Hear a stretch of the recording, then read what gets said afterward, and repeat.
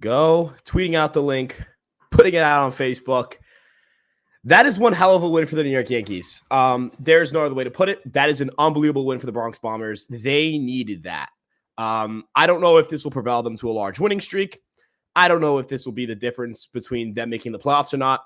I don't know what the long-term effects of this win will look like. But this is a huge win. This is a massive win. This is an unbelievable win. This is everything it needs to be for the New York Yankees. They came from behind down 3-0, show some resiliency. Home run from Anthony Volpe that gets the scoring started. Higashioka adds on. They tie the game on a wild pitch by Yainer Cano. And then Harrison Bader comes up. Big spot. Looks like he's going to bunt. Doesn't bunt. Swings ahead. Away. And he hits a big home run. The Yankees take a big game from the Orioles. They put themselves in a position to go for at least secure a split at least tomorrow. Put yourself in a position where you're not going to, where you're not going to lose the series if you win tomorrow. You needed a game like this. You keep your 2-game advantage over the Toronto Blue Jays and the wild card. You keep pace with the Astros, who hold the second wild card spot. Look, are we sitting here talking the Yankees are going to win the division or anything like that? No. But with the way the AL is struggling right now, I know that they mentioned that on the Yes broadcast. No one's really taken off. No one's really running away or dusting the Yankees right now. Anyone who was well ahead of the Yankees before is still well ahead of the Yankees right now. That's really just the Rays. And quietly, the Yankees are, they're starting. They're not starting to string together hits. I guess the thing I would say is Anthony Volpe is starting to look like himself. If you can get Harrison Bader to click, I think Stanton, you're finding something there with him playing on the field. Something's important. The Yankees are winning games. That the Yankees are. If you put that St. Louis series behind you with a series win here, you can go against the Cubs, a team you expect to beat, and kind of go into the All-Star break around 10, 12 games above 500, somewhere in that range, and you'll feel pretty good about the first half, even though you've had a million injuries. I don't know if you saw the report that Judge is already swinging. That's really encouraging. Rodon should be back on the 7th. Super encouraging. Will the Yankees be able to parlay this into a run? Who knows? But Dylan, I want to hand over the reins to you. Tell me how you're doing tonight, and tell me a little bit about today's game. Right. So, this was just a big win. No matter what you want to think about this tonight, it was a huge win. Massive win against a division rival who's been ahead of you in the standings pretty much all season. And, you just came off that loss against St. Louis. So you needed a game like this. They were playing down from behind for most of the game, down 3-0 early. And then the 5th inning, Volpe and Higgy go back to back. And that kind of really started to ignite themselves a little bit, kind of lit a fire in them a little bit. They tied it in the 7th inning because of a gift from Yainer Cano through a wild pitch. Honestly, that was something that we got gifted, but you take it. And then Harrison Bader, man, that 8th inning home run was electric. That was awesome. He was laying down a bunt, trying to move the runners over. He said, "Nah, I'm not going to do that." And he just absolutely obliterated a hanging curveball into the left field seats. And that was awesome. That was awesome. I love Harrison Bader. I love his clutch gene. He's always come up clutch almost every single time. I really love having him on this team. I really do. And what he did tonight just, fortifies that point even more. That was awesome. And, on the pitching front, Domingo Germán was not perfect tonight. He literally was not. I mean, had a kind of a rough outing for him. He gave up 9 hits in 4 1/3 innings. That's not very good. He only gave up 2 earned runs, but given that, he gave up 9 hits, so that's not very good. Struck out 5 batters, decent number, but wasn't a very glaring start for Domingo Germán. But he was able to keep the Yankees in the game. He didn't give up too many earned runs, so you live with it. Nick Ramirez, man, an inning and 2/3 of 2 strikeouts and no hit ball. He's been pretty good since he started coming up here and pitching more often. He's pitching to a 1.69 ERA as we speak. So shout out Nick Ramirez. He's been doing his thing. Ian Hamilton pitched a scoreless inning despite giving up 2 hits. He's still working his way back into things from that injury. And Tommy Kahnle continues to be absolute nails. He didn't allow a run yet again. He only allowed 1 hit, and it was an Aaron Hicks single with 2 outs in the 8th inning. Struck out 2 batters, still with a 0.00 ERA. Now he's been pitching here for a month. I saw a stat by Katie Sharp. She posted that he's faced 46 batters. He's only allowed 5 hits. That's incredible. Tommy Kahnle has been phenomenal. I'm really happy to see him back and see him do his thing like he was when he was with the Yankees a few years back. He looks even better than that, arguably, right now. That changeup is just phenomenal. And then Clay Holmes, man, that 9th inning, swiftly through, completely dominated that top of the ninth inning when the Yankees were up. They set him up for a good save opportunity. Very clean inning, 1-2-3 inning, 2 strikeouts. Very good pitching performance in the bullpen once again. Bullpen combined only allowed 3 hits. And, the offense, I'm glad to see them finally, you know, I'm glad to see them click a little bit today. We had a few multi-hit games today. Stanton had 2 hits. Bader had 2 hits, including the big home run. IKF had 2 hits. Now he's up to 261 on the season in his batting average, which is pretty remarkable considering when he was hitting like 120 after the first month. Anthony Volpe had the big home run, also had 2 hits. Another multi-hit game for Anthony Volpe. He's been phenomenal lately as well. I'm glad to see him really start to figure things out and kind of get in the groove at the plate. He looks much more comfortable. That chicken parm, man. That chicken parm changed everything for Anthony Volpe. He looks amazing right now. He's really hitting the ball hard. He's seeing results, and I'm really liking what I'm seeing from him. Kyle Higashioka even went 2 for 2 with a home run as well. So, a lot of guys did their thing today. There wasn't many, there were some low sides, of course. DJ LeMahieu put up another bad performance going 0 for 4. That's not good. Josh Donaldson also went 0 for 3. Not good. But, I don't want to get too down on all that stuff because the Yankees did have a very good win today. And a lot of the guys that hadn't been stepping up did today. So I'm glad to see that out of this team. And overall, it was a good win. Very good win. Really encouraging win. They needed a win like this. This can really help them, stay confident and be able to win this series. And like you said, go into the All-Star break just on a good note. Those are kind of just my opening thoughts really on tonight's game. What do you think about all that? Yeah, so first off, Anthony Volpe playing it the way he's playing at right now is so vital for this team, so vital for this team's success, so vital for this team's ability to go out and win games at a high level. They're not going to go anywhere if Anthony Volpe is playing terribly, and if he's playing at this level, they're going to go very far. I think that the development he's made as a hitter, you're seeing it. He's consistently getting sweet spots. He's consistently reaching high quality of contact. He's doing a really good job of hitting the baseball well. But I think that one of the things that the Yankees have going for them is that they're getting a lot of guys who are struggling, finally starting to hit a little bit. Now, LeMahieu, no. Donaldson, no. They're definitely not doing that for you. But Stan's starting to hit a little bit. Volpe starting to hit a little bit. Bader was kind of struggling after the IL stint, starting to hit a little bit. These are things you want to see. I think it also gives you clarity that you can add bats at the deadline and you're not going to be sunk by some other players. At the end of the day, I don't think that the Yankees are in a position where, we should be sitting here questioning whether they should be looking to buy or not. If you're in a playoff spot, you should be looking to buy. If you're close to a playoff spot, you should probably be looking to buy. And right now, the Yankees are in a playoff position. I said that Volpe should be sent down in AAA. I did. And he's completely turned it around. He's been able to figure it out at the major league level. He's been able to make the adjustments he had to make. I think it's still a little concerning that those adjustments came with Austin Wells, not the Yankees hitting coaches, but I'm not going to sit here and complain as to how he got better. I just am glad he got better.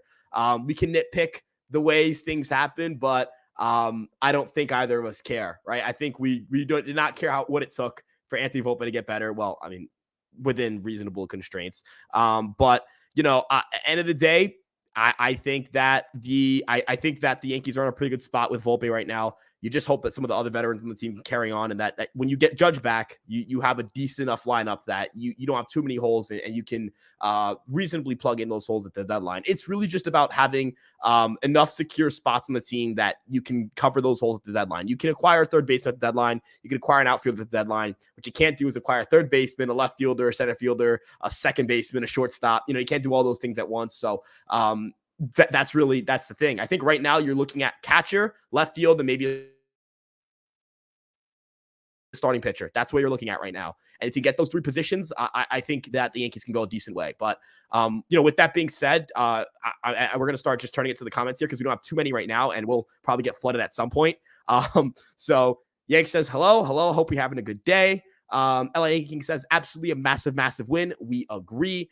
Tony R says, where are all the Volpe haters and keyboard warrior scouts and GMs? Right here. Hey, I'm not a hater. I mean, I wasn't a Volpe hater. I love Volpe, but I was the guy who said he should have gone down to AAA during the season. I own up to that. Hey, I'm glad I'm wrong. I love being wrong about things like that. Being wrong about things like that make me happy. Christian Crooms says, Yankees are going to need multiple bats at deadline if they hope to go far in the playoffs. I just want you guys to know that the people's third baseman, the third baseman of this team on October, whenever the postseason starts, hit a home run today. Heimer Candelario has a 121 WRC plus, 12 home runs in the season, 26 doubles, 2 triples, hitting 265, 43 OBP. This is your 5-hitter. I'm sorry. I need this guy. And you get a left fielder. You get anyone who can hit, just someone who can hit. That's really it. Those are bars right there. I should become a rapper. But if they're able to get a left fielder, man, and they're able to get a guy like Candelario, man, I'm feeling good about this lineup. Suddenly you shuffle things around. Maybe that left fielder can be a leadoff option for you. So let me just pencil in left fielder as leadoff guy. You have Judge 2, Rizzo 3, Stanton 4, Candelario 5, Bader 6, Volpe 7.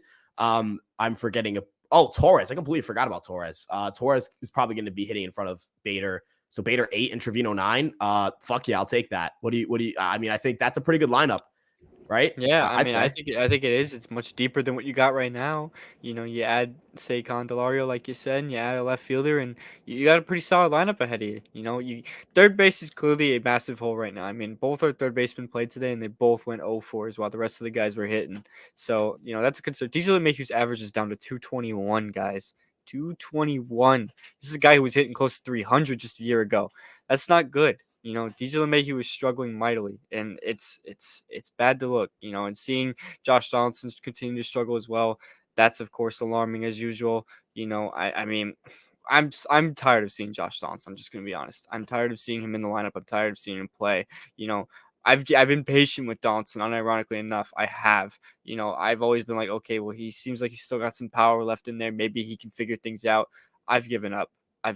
I mean, he's had a good career overall, but it might be time to hang it up. Honestly, it honestly might be. I'm not trying to insinuate that he should definitely retire right now on the I spot, am. maybe you are. But I think we're getting close to that point. It's pretty bad with him, and it's not watchable. I can't keep watching Josh Donaldson try to take at bats and try to swing at pitches that are just overmatching him now. The game has changed so much so that pitches are just overpowering him. It's honestly time for Donaldson to consider something like retirement or something. And I know there Both. was the report.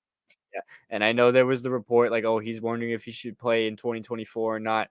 It might end up ending up sooner than that at this rate, because it looks like he's running out of time to have a consistent role really anywhere. That contract is a bad situation to begin with. And, just given the quality of at bats he's been putting up with the Yankees, I'm not sure why one, the Yankees would want to keep that long term, and two, who's really going to be willing to take that? I mean, the guy is pushing 38, and he's not going to be around here much longer. That's just kind of a fact. So, yeah, that's something to really look at. But overall, just to kind of wrap up my point, I don't want to ramble too much, but I totally get what you mean. If you add a third baseman like Candelario, you fill that hole in third base, you get a good left fielder that provides you some stability. You got a pretty solid lineup, especially with guys like Volpe hitting and, Stanton finally putting up a couple good swings today. Maybe he can finally start to pick things up. He almost hit that home run earlier, and then he absolutely obliterated a single in the 8th inning. So, maybe we can see Stanton pick it up a little bit. Rizzo hopefully starts to turn around a bit. Rizzo still has not homered since May 20th, y'all.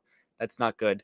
That's kind of concerning, considering that he was supposed to be a good power bat from the left side at Yankee Stadium. But hopefully he can figure things out, and the rest of the guys do their thing. And you got a pretty good lineup. You got a really good lineup ahead of you, and you can quickly turn this team right now, which looks to be nothing like a World Series contender, into one with a good deadline. It's as simple as that. You could turn it into a World Series contender with a good deadline.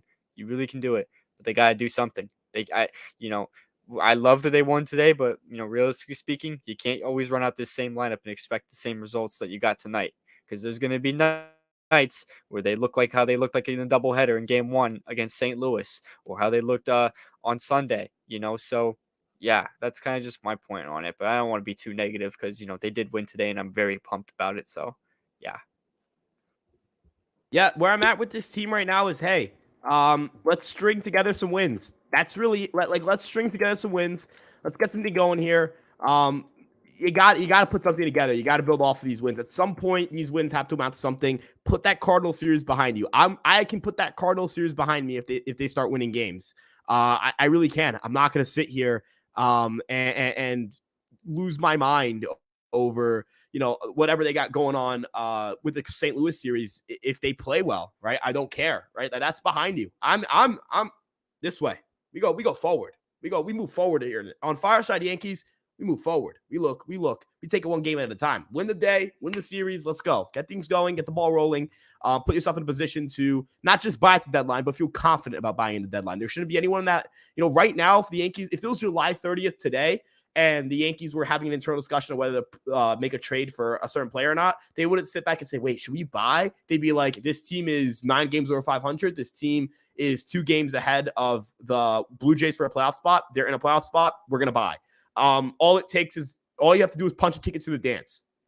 I've sat here and ranted and yelled, but I've said the one thing, no matter if we won by 30, lost by 30, heartbreaking loss, unbelievable win. Yankees are on a 4-game losing streak. Yankees are on a 10-game winning streak. I am going to be consistent to this. If the Yankees are in a playoff spot on the day that we're doing a live stream, I will not sit here and call the season over. You will never get that from me. Never happening. This season is not over if you're in a playoff spot. It cannot be over if you're in a playoff spot. The season is over when the Yankees season is over, whether either A, eliminated, or B, win the World Series. That's it. That is when the season is over. That is the only time I'll accept the terms, the word, the phrase season is over. But with that being said, moving on a little bit here, Yank says, what's up? Thank you for stopping by. Ryan Beck says, Volpe's literally our best player right now. Yeah.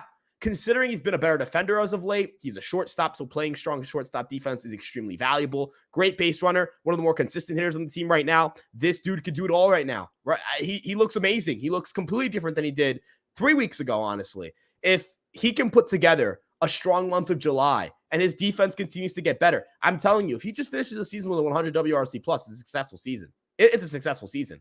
Now, he's got to keep this up. He's going to cool off at some point. He's going to have a cold stretch. It'll happen. But can he get the numbers up on the season high enough so that cold streak doesn't last too long?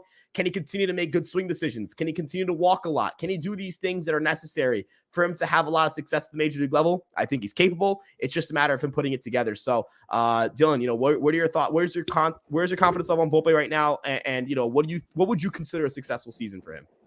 Right. I'm very confident in Volpe right now. I mean, he's looked amazing over the past week or so. He's hitting the ball hard. He's getting hits. He's getting, the power's coming back. He had the home run today. He honestly had 2 really good swings today. You could have argued that he could have had 2 home runs today, but, he just missed one earlier in the game. But then he got all of it the next time he came up. So, overall, I'm really happy to see Volpe finally get into his own a little bit.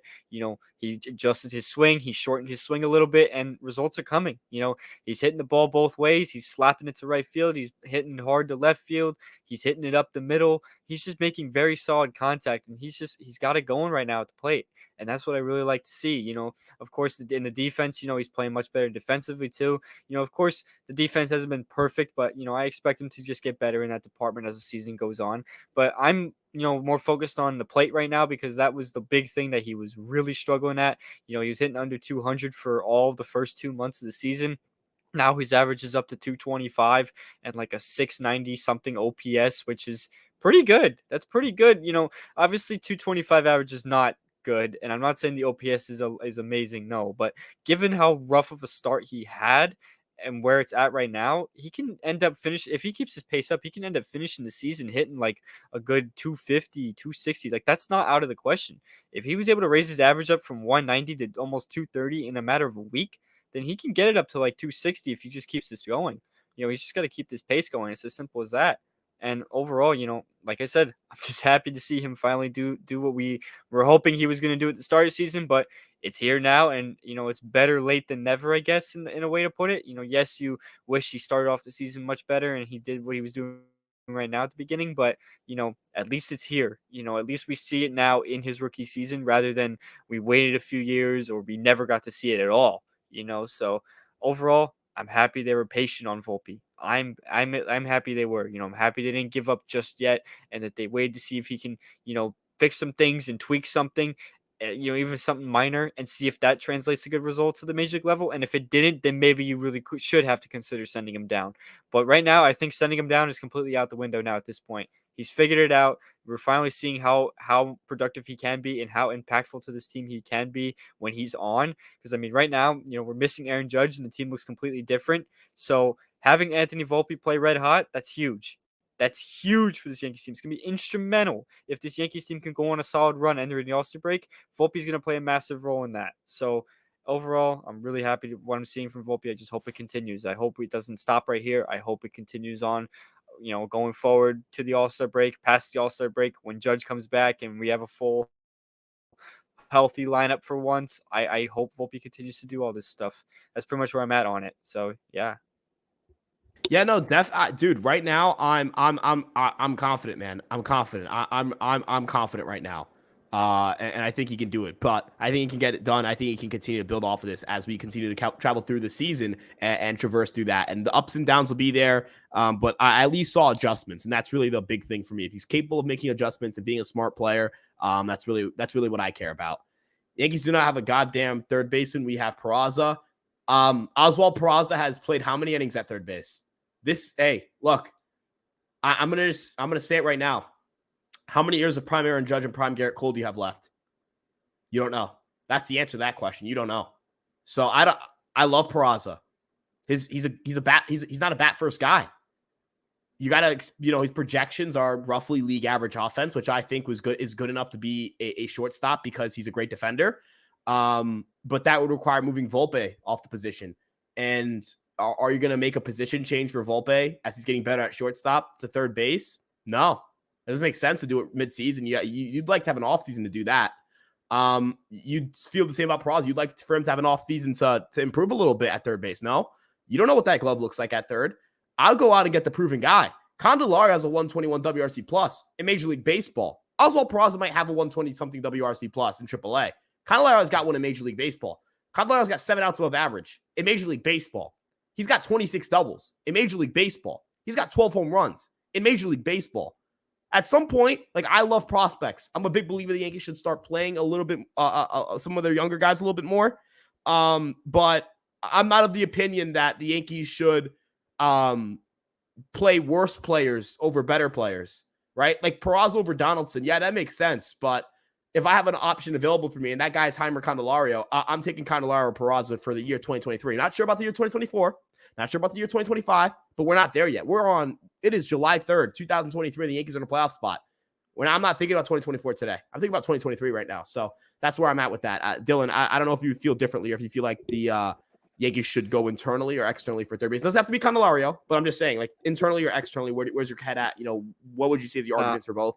I'm in lockstep with you. I think they need to look for the external established talent rather than bank on a guy who hasn't really proven a whole lot at the big league level to become a massive contribution to a team that's has World Series aspirations this season. If this was a team that was middle of the pack, they weren't. If they're like the Minnesota Twins, they're not going to make a World Series push, and you have a third base hole. Then yeah, maybe that's something you experiment. This team can win a World Series this year if they just do the right things and get healthy. They're not that far off. They're not super far off. They may look that way right now, but that's because we're not healthy. When we get healthy, they can make a World Series push. And as simple as 1 or 2 moves to address holes in the field can make you a World Series contender. It really can. And, at this stage, like I said, you have Aaron Judge in your prime, you have Garrett Cole around in your prime, you got to take advantage of that and surround them with established talent that's ready to win you a World Series right now. Not in 5 years, not in 6 years, not in 4 years, right now.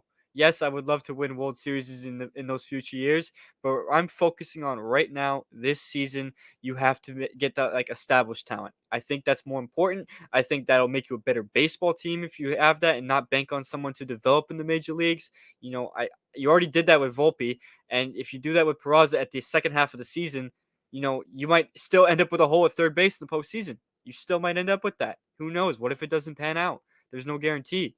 If you get someone that's established in this league, has proven to be a reliable option, maybe not even necessarily an all-star, but just a very at least average to close to above average Major League Baseball player, then you're golden at that spot. It's not like you have to go get a superstar at third base. I would love to, don't get me wrong, but it's not like you have to. You have decent players on this roster. They're not, you have Aaron Judge, you have a superstar. When Rizzo's on, you have another really good first baseman. When Stanton's on, you have a really good DH. Harrison Bader is a really good center fielder. You have good players on this roster. You just got to fill in the holes with established talent. If you bank on a guy that isn't proven much of anything, then you're taking a massive risk. And if it doesn't work, then we're going to be crying saying we should have traded for X guy instead. Why did we bank on this guy to develop? We're not going to win the World Series this year, this, that. I'm just telling you, man, you got to go for the guys that are established. That's the way I see it. I wouldn't mind seeing Peraza up here. I'm not saying I'm not against it or anything. I'm just saying, like, I think in my eyes, I'm ready to get someone that's like that I know will make an impact on the Yankees the second they get here. Not wait for them to develop and kind of get into a groove or anything like that. And that's not saying that I know that it can't happen at any point. No, I know it at some point has to happen if you're going to have them around. But right now, you're in the second half of the season trying to make a World Series push because you're in a tough spot. You can't bank on someone's development. You're not at the point where you can hope that a rookie or a unproven player can do something crazy. This isn't like the Reds where you knew you were going to get Ellie De La Cruz to be productive right away. This isn't that same situation. It's not. So, that's why I say you need to get someone established. But maybe some of you guys disagree. Maybe some of you guys agree. I know we've seen teams call up young guys and then it really creates a spark. I'm not saying it hasn't happened before. I just think the Yankees are not in the position to do that with Peraza. I really don't think they are. And like you said too, I mean, Peraza has barely played third base anyway. So you're putting a guy out of position, out of desperation. You don't want to do that. And you definitely don't want to switch Volpe when he's still trying to develop at both sides. So, you kind of got to, it's just a situation where, like I said, you got to get someone established. You got to get someone established. We're not the Cincinnati Reds where you call up Ellie De La Cruz and become insanely good. We're not in that situation. We don't have a top 5 prospect in baseball in our farm system. We had it. We have a top 10 prospect in Volpe in the major leagues right now. Peraza's not in that category. It's not like it's going to be a massive game changer. That's the way I view it. Maybe some of you guys view it differently, but that's where I'm at with it. What do you think? Yeah, no, I don't. The way I see it is that I personally don't view the New York Yankees as a team that should be, considering Oswald Peraza the fix. If you're putting that much pressure on him, that's crazy. Like that was the issue with when Volpe came up, right? The Yankees, that's still the issue right now. That because when he wasn't performing, it was highlighted more because no one in the offense was performing, not named Aaron Judge. You want to have that part too, where Peraza has like 2 or 3 weeks where he's just bad, utterly unplayable bad. That's going to happen. It's going to be a reality. And everyone's screaming to send him down. And you know what? Here's the thing. If Peraza came up today and he was bad on July 30th, the Yankees will be justified in acquiring a third baseman and sending him down. They're trying to win games. They're trying to win. They're trying to make the postseason. This team was trying to win games. They're trying to win the postseason. They have to win games. I don't really, that's just the way I view it. That's just the way I view it. But I see that Yankee King has his argument. I'm gonna kind of just skip a little bit to the things he's saying, just so that I can kind of address these points a little bit. Why waste prospects for a rental? I understand, but you realize that like all it takes is you hitting on a couple of rentals for you to win the World Series. Eddie Rosario is why the Braves won the World Series. Jorge Soler won World Series MVP and was not on Jorge the team, Soler, and he wasn't on the Braves in the month of May of that year. So. Yeah, they traded for Adam Duvall, Jorge Soler, Jock Peterson, and Eddie Rosario. And I promise you, they did not care that they did not care about anyone they traded that deal. None of them matter. None of those players they traded matter.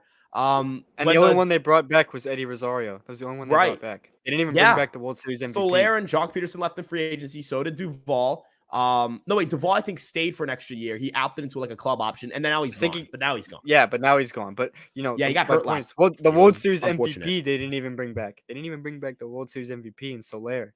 Yes, I know Rosario was the NLCS MVP, but I'm just saying, like, sometimes those rentals are the difference. And for the Braves that year, it was a difference. And for some of you frequent viewers, I know we mentioned the 2021 Braves team all the time, but they kind of showed how to replace a significant loss with proper talent around them.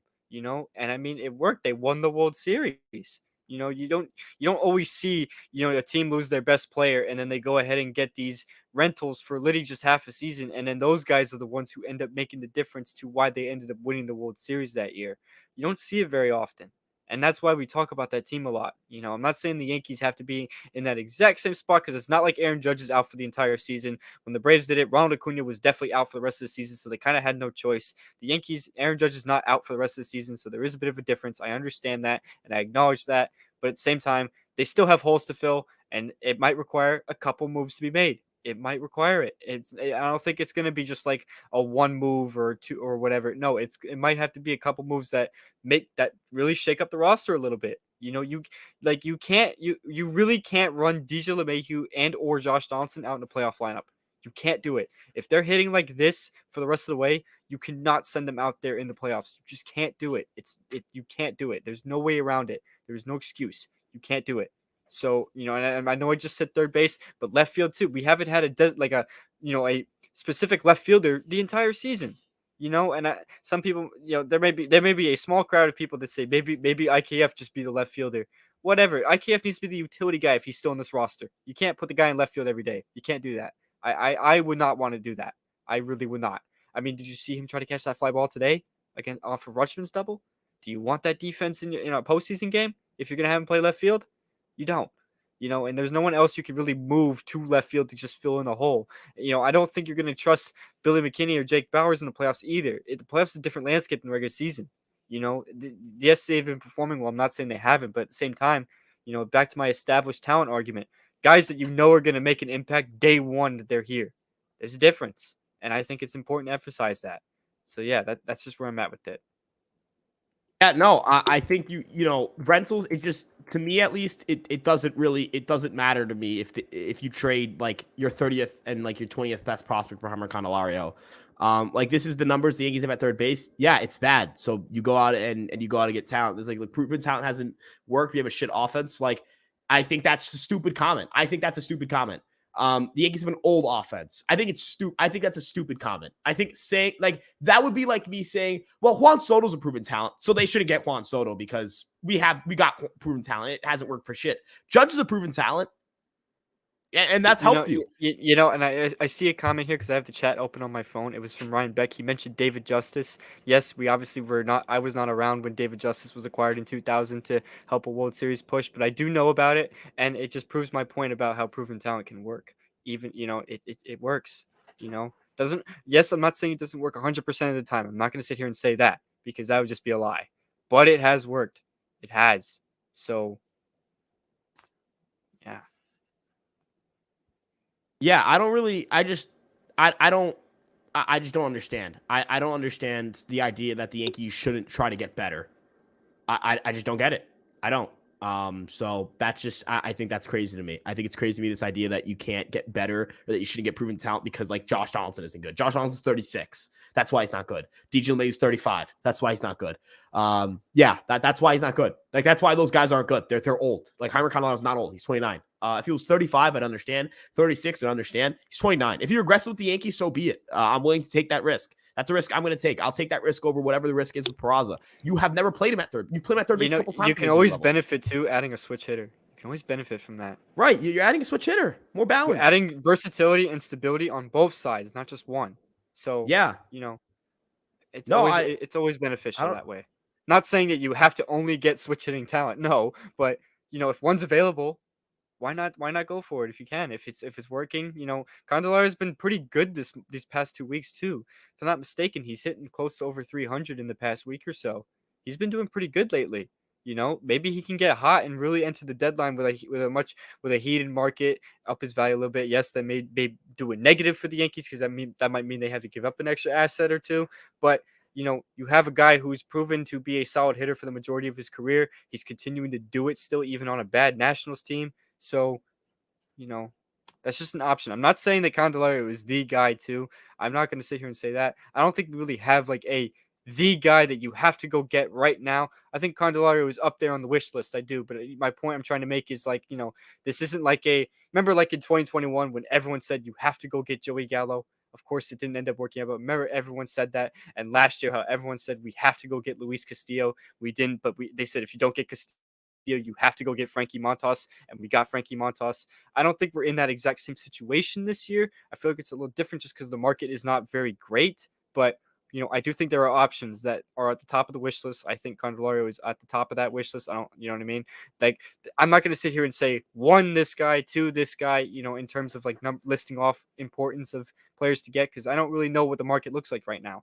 But what I do know is guys like Candelario or even Cody Bellinger, and I know Cody Bellinger leveled off a little bit, but that's another option that's up there as well. It's he's doing good this year. Yes, I know he's not as much proven as some other guys, but he's been around for a bit, and you feel like he will make an impact because quite frankly, you have a complete hole in left field. You are flipping and matching guys in left field every single game.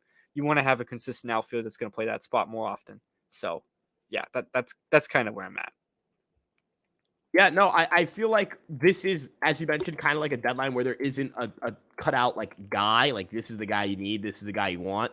But the way I view it is that I think he's a good player, and I think the Yankees should get good players.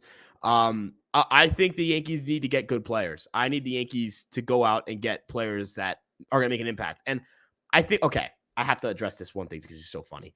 I'm okay with getting proven talent, but it has to make sense, like Josh Hader and Cody Bellinger. You can't use the word proven and Cody Bellinger together. That is a mix. Bellinger and proven, it doesn't mix. That is a mix to me. It doesn't. Maybe I'm a little bit pessimistic, but there's no way that mixes to me. Spent 2 years being dog crap. Suddenly he's solid. Not hitting the ball hard, but he's solid this year. Is that proven talent to me? It's not proven talent to me. I know Cannelario's having he's not even, I don't know if he's having a career because I know he had a pretty good 2021 and a pretty good 2020, but is it fair to have skepticism about Candelario? Absolutely. But I think that skepticism should also go for Bellinger, who's been injured to death. So I'm sorry. I think that's a little bit ironic, but I guess we can move on a little bit here if you're ready to move on, unless you have anything you want to add on. Yeah, no, I don't got much to say. I mean, I want to try and get to some more comments. Yeah, Lately we've been kind of, talking a lot. I want to get to a lot more comments because we really do. We need a pitch clock or something. We would get so many violations with how much we talk over comments. Let's move on to some other comments though. I want to get to a lot of people because I know a lot of people got some stuff to say, and I know we got a decent turnout tonight. So I want to get to a lot of people as much as we can. So. Yeah, no, definitely. And so pretty cool thing here. I have Volpe's autographs. So happy to see him doing well. He's been my favorite player since opening day. I got his autograph when he was in AA. That's super cool. I like the Somerset really ballpark. Cool. I love Somerset. That ballpark's amazing. They were fortunate to host us last July for a podcast event. Unfortunately, if they had anything of the sort, I wouldn't really be able to attend, which sucks. Yeah, no, that's actually really cool. And fun fact, this picture behind me, that's Joe Girardi giving me an autograph when he was the manager still. That's dope. That was back in like 2015. That was a long time ago, but that's what that picture is right behind me. So, yeah, I thought I'd share that. That's sick. Yeah, I don't have any. I don't have my Jeter thing on. I have like a signed and Jeter it was a Yankees. That was when I was still playing baseball, and they let us like on the field to watch batting practice and stuff like that. And I can find the footage later on and show you, but. If you look at like the pregame footage from the day of the game, I remember the date. It was like June something of 2015. If you look at the pregame from when they played that day, you know how like on the broadcast they like show like what was going on before the game, like batting practice or people getting autographs from players, coaches, all that. I'm on the TV there. I was shown in their pregame B-roll. So that's dope. Yeah, it was pretty cool. Look, I was on the screen for about a good like 2 seconds, but pretty cool thing. Thought it was pretty cool to share. Definitely. Cool. I was a little kid at the time, all happy that George already gave me an autograph. The kid next to me got a selfie with D. Gordon. So he was of course ecstatic because he was a big D. Gordon fan, even though that was always pretty cool. That game had a lot of people too, like a lot of known faces. Like Ichiro was still a Marlin at the time. Stanton was a Marlin at the time. A-Rod was still on the team. He didn't play that game, but he pinched hit in the game I went to that day. Teixeira was there. I actually saw him hit a home run. A lot of the classic Yankees and some of the other legends and stuff, you want to call it that. Ichiro, of course, future Hall of Famer. So you look at all that stuff and pretty cool stuff to reminisce on. Yeah, no, definitely. I wish I had something to like share. It was just a weird time in Yankee era because they weren't necessarily a playoff team. I know they made the wild card that year, but barely, and then they got smacked. So yeah, but still fun little flash in the past. So, but yeah, no, that's pretty cool that you got Volpe's autograph here, though. That's pretty cool. I applaud. Dude, that's look, really cool. I think that it's incredible that there's like I think everyone has like their story with like for like a player or whatever it may be with autographs like meaning them a lot of stuff, and that's one of the coolest parts about sports. So I think it's awesome that you have a Volpe autograph. I think it's awesome you have that story with Girardi, and I think it's more fun that we cover this team now. It's more fun that we cover this team now. So hopefully one day we can get some. Hopefully one day we can get some real good connections with actual current players and stuff. So we're hoping for that someday soon. No, definitely. And kind of playing off of, speaking of just legends and goats, Jake Bauers. Jake Bauers is a legend and a goat. I don't know if you can play Jake Bauers in left field full time. I don't view him as someone who can play against left-handed pitching either. I think they will go externally for an outfielder. Maybe they get someone to platoon with Bauers, but I think they're getting someone. I don't think they're leaving that It position would be untouched. the smarter move to do anyway, because They can't leave that position untouched. like you said, Bowers has not been able to hit against lefties. He's rather unproven for what it's worth. He's only been here for about a good 2 months, and while he's done decent things in the 2 months, can you expect him to continue to do that leading into the postseason? There's no guarantee behind that at all. And like back to my point before of you want to get established talent to make sure you can guarantee a good run to the World Series. It goes right back to that conversation, and Greg Allen too. I mean, same thing with him. Are you really going to want Greg Allen in left field in the playoffs all the time? Like all the time. I'm not saying once in a while, because I know, sometimes they'll do that once in a while. Like if it's like game 2 of a 7-game series, they'll throw in a bench player in the outfield or something like that. I'm talking about every single day for the entire season, all the way up to the postseason. Is that who you want in left field, or do you want to go get, or if there's a better option externally, do you want to go pursue that instead? Those are things you got to consider. Yeah, no, definitely. And I think they will. They will add an outfielder. I'm confident in saying that. The best third baseman on the active roster is IKF. Anyone want to fight me? Not right now. Probably. Like the DJ sucks right now. You're right. You know what? You're right. Yeah. You're DJ's right. bad. Josh Donaldson. I don't even want to think about Josh Donaldson. Yeah. IKF is hitting close to 320 in his last 36 games. He had 2 hits today. He's shown some power. I mean, he's been a hustle player. He's never complained about anything. He's always at least tried 100% of the time. Yes, I know it's not always smart, but I respect what IKF's been doing, and unironically, he is the best third baseman on the roster, even though that's been like the one position he's played very little of this year. But hey, at least you got the utility guy, I guess, is performing well. But it just goes to show how much third base really is of a need right now, though. That your 2 main third basemen that you wanted to have to be the main guys throughout the year are underperforming this bad. I mean, God, 221 and 130 from your 2 third basemen. Those are the batting averages from your 2 third basemen this season. Yikes. And third base is usually supposed to be like that power spot, the guy that provides a lot of hits, some runs. That's usually like a big spot in the order for most teams. For the Yankees, it's just a complete hole. They got nothing. And it gets to a point where it's like, I hope these guys turn around at some point, but they don't. I mean, I've been waiting for a month now for one of those guys to get going, and it's just getting worse for both of them. Like, like the Oakland series was cool for Donaldson, yeah, cool, whatever. But that's the Oakland days, If you can't get a couple hits against them, then that's a problem. And with DJ LeMahieu too, I mean, it's just watching him ground out and strikeout numbers is up and all that stuff, and just coming up there with this weak approach. I mean, I heard Paul O'Neill talk about it on the broadcast too during the game today. Even he said he noticed when he saw DJ taking BP. He noticed his approach look a little different, like not the same as it did, in years past, and doesn't look like he's really got that same like energy and that torque and just that, that power, and not even just power, but like the drive to hit the ball. It just looks like he's coming through with a much weaker approach, and that's not a good thing. I don't know if it's because he's hampered by something, or if he's just lost his approach, or if there's something else going on. I don't know what it is, but it's concerning to say the least. And we can sit here all we want and say every live stream, oh, I'm concerned about DJ LeMahieu. I'm concerned about Josh Donaldson. I'm concerned about insert other player here. We're concerned. We're worried. We want to change. We're trying to. It's kind of like a call out for like, okay, something has to change at that spot. Something has to change either from the player or at that spot, or else nothing's going to work, and we're going to be in a weird situation come playoff time. That's kind of why we always reiterate that stuff. You know what I mean? That's pretty much where I'm at with it. What do you think about what I just said? Yeah, no, I think that the Yankees have given enough leeway. I know what DJ LeMahieu is right now. I don't need to find out what he is. I know what he is. Let him be a utility guy. Let him hit 7th, 8th, 9th when he plays. I don't need him leading off. I don't need him playing every day.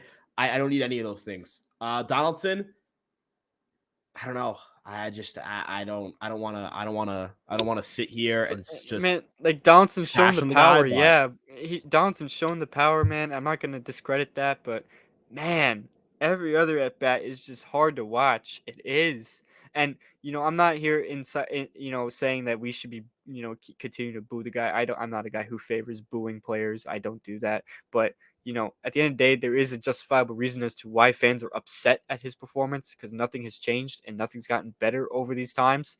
It's understandable. It's frustrating. We're frustrated as fans. Now, if you take that frustration as a fan outside the baseball field and you start trashing the guy, giving him threats and stuff, I don't condone that stuff. And if you do that, you're a loser. I'm sorry. But, other than that, to criticize his play on the field, it's justified. It's hard to watch. It's very difficult to watch. It's not fun. It's not fun watching a guy strike out all the time. I don't like seeing that. I don't like seeing that for the player themselves, and I just don't like seeing that for my team. My team won't succeed that way if a guy's going to continue to do that. And that's what's been going on with Donaldson. And, I guess the age and all that stuff is catching up to him. I really think it's caught up to him. He's pushing 38. He's had a good career overall. It soon might become time for him to hang it up. And it's an unfortunate way to go out too, having really bad 2 years as a Yankee. That would be an awful way to go out, but sometimes it might just end up having to be that way. It might end up that might be his fate. And that's an unfortunate fate, but it's just the truth. That might be his fate. Yeah, no, definitely. And I think that end of the day, look, it had to happen now. Like he's not a guy who could have afforded a slow start. He's not. He's a guy who had to get off to a quick start, and he's not doing that right now. He would have to have an unbelievable next couple of weeks. For the Yankees to have a situation where I'd even consider saying Donaldson should be here, because you don't want to buy into a player who, has good batted ball data and let the deadline pass you. You just cut ties. You're okay with that. Let the gamble go. If he goes somewhere else and does well, good for him. But, with the deadline coming up, that's really the deadline for him. The Yankees should not, and cannot let acquisitions pass by, trying to look at and understand what Josh Donaldson is. I'm sorry. Moving on a little bit here, that was already talking about Josh Donaldson. Cotto's an interesting trade partner. Lots of our outfielders are not at third base. So I'm just going to let you guys know now, Arenado's not getting traded. There's no shot that happens. And especially not to the Yankees. I don't know if the Yankees are interested in taking on a big contract right now.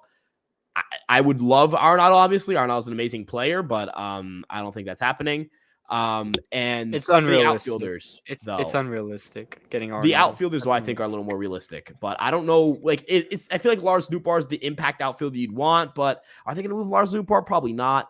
You'd have to be blown away. Is Dylan Carlson moving the needle for you? You'd have, maybe if the Yankees think they have something in Dylan Carlson they like, but that was a guy that they really liked. That was the guy they let, they were not too happy about having to dangle him in Juan Soto trades. You think they're going to be jumping for joy to dangle him in Clark Schmidt trades? No disrespect to Clark Schmidt, but there's a difference between Clark Schmidt and Juan Soto, right? To say the very least. Is he a difference maker? He's got a 100 WRC plus. This would be a project bat. I'm okay with the Yankees getting a young, controllable project bat, but again, this is a guy they seem to value a lot. So I'm not sure the Yankees are going to be able to pony up what they're going to want to make that deal. Brendan Donovan, I think, is also in that category of he's actually outplayed Carlson. He's played very well. He's extremely versatile. Won the Gold Glove for utility players last year. 121 WRC plus. Yeah, he's hit more home runs this year than he did last year in 75 games compared to 126. He's got a 121 WRC plus. I don't think the Cardinals are moving him. I think they like him. I think they think he's very good. You got some of the other options. You've got, you've got Tommy Edman, who is, again, glove first guy, not the type of guy the Yankees are going to go after. Alec Burleson's really struggled offensively. It's a project guy. I think they'd be willing to move him, but are the Yankees going to be, knocking on the door to make him their big addition at the deadline? I'm not sure. I think they'd like a little more proven talent, but I could see them saying, hey, kind of like when they brought in Voit, hey, this guy's getting consistent playing time. This guy is getting reps in the lineup. He's got some data that we like, and we're willing to give him a shot. That could work, but we'll have to wait and see on that front. He's also a really bad defensive outfielder, and I don't know if the Yankees can put that in left field. So I don't think the Yankees are going to – on paper, the fit is there, but I don't think they're going to get that fit, if you know what I'm saying. No, 100%. I'm in lockstep. Project bats, you take a huge risk on, especially if you give up someone that was performing decently for you, but you wanted to make a change in a certain spot, like the outfield, for example. And it comes with a risk, because who knows? Maybe they perform really well, but maybe they struggle. maybe they really struggle. Maybe a change of scenery was not meant for them. Maybe they weren't meant to be traded to a much more difficult market, a much more difficult atmosphere. You know, it's a risk. It's a risk. It's not. It's something that hasn't been heard of. It's not something that's been unheard of. Like you mentioned, Voit. That was a thing, and Voit ended up becoming pretty good for us overall. If you look at his Yankee tenure overall, it was a really good Yankee tenure. But looking at that, it doesn't always necessarily mean that that's like the thing you have to do at every deadline, or at more specifically this deadline, when you're not winning your division, you're not in first place, you don't have the best record in the American League, you're clinging to a wild card spot. You're in a mode where you need to make a splash, or a significant addition that makes your team so much better than what it was the day before. That's something you got to do. And if you add a project back, can you necessarily say your team is so much better than it was the day before? I don't think so. I don't know if you could say that. So I'm pretty much with you on the fact that get someone more established, get someone who will make an instant impact rather than a wait and see approach. Because you could do that with a lot of guys internally, the wait and see approach. If you want to get you require external more established content, not content, just but players. Basically, what I'm saying, then you're bound to have an instant impact from out of that guy right away.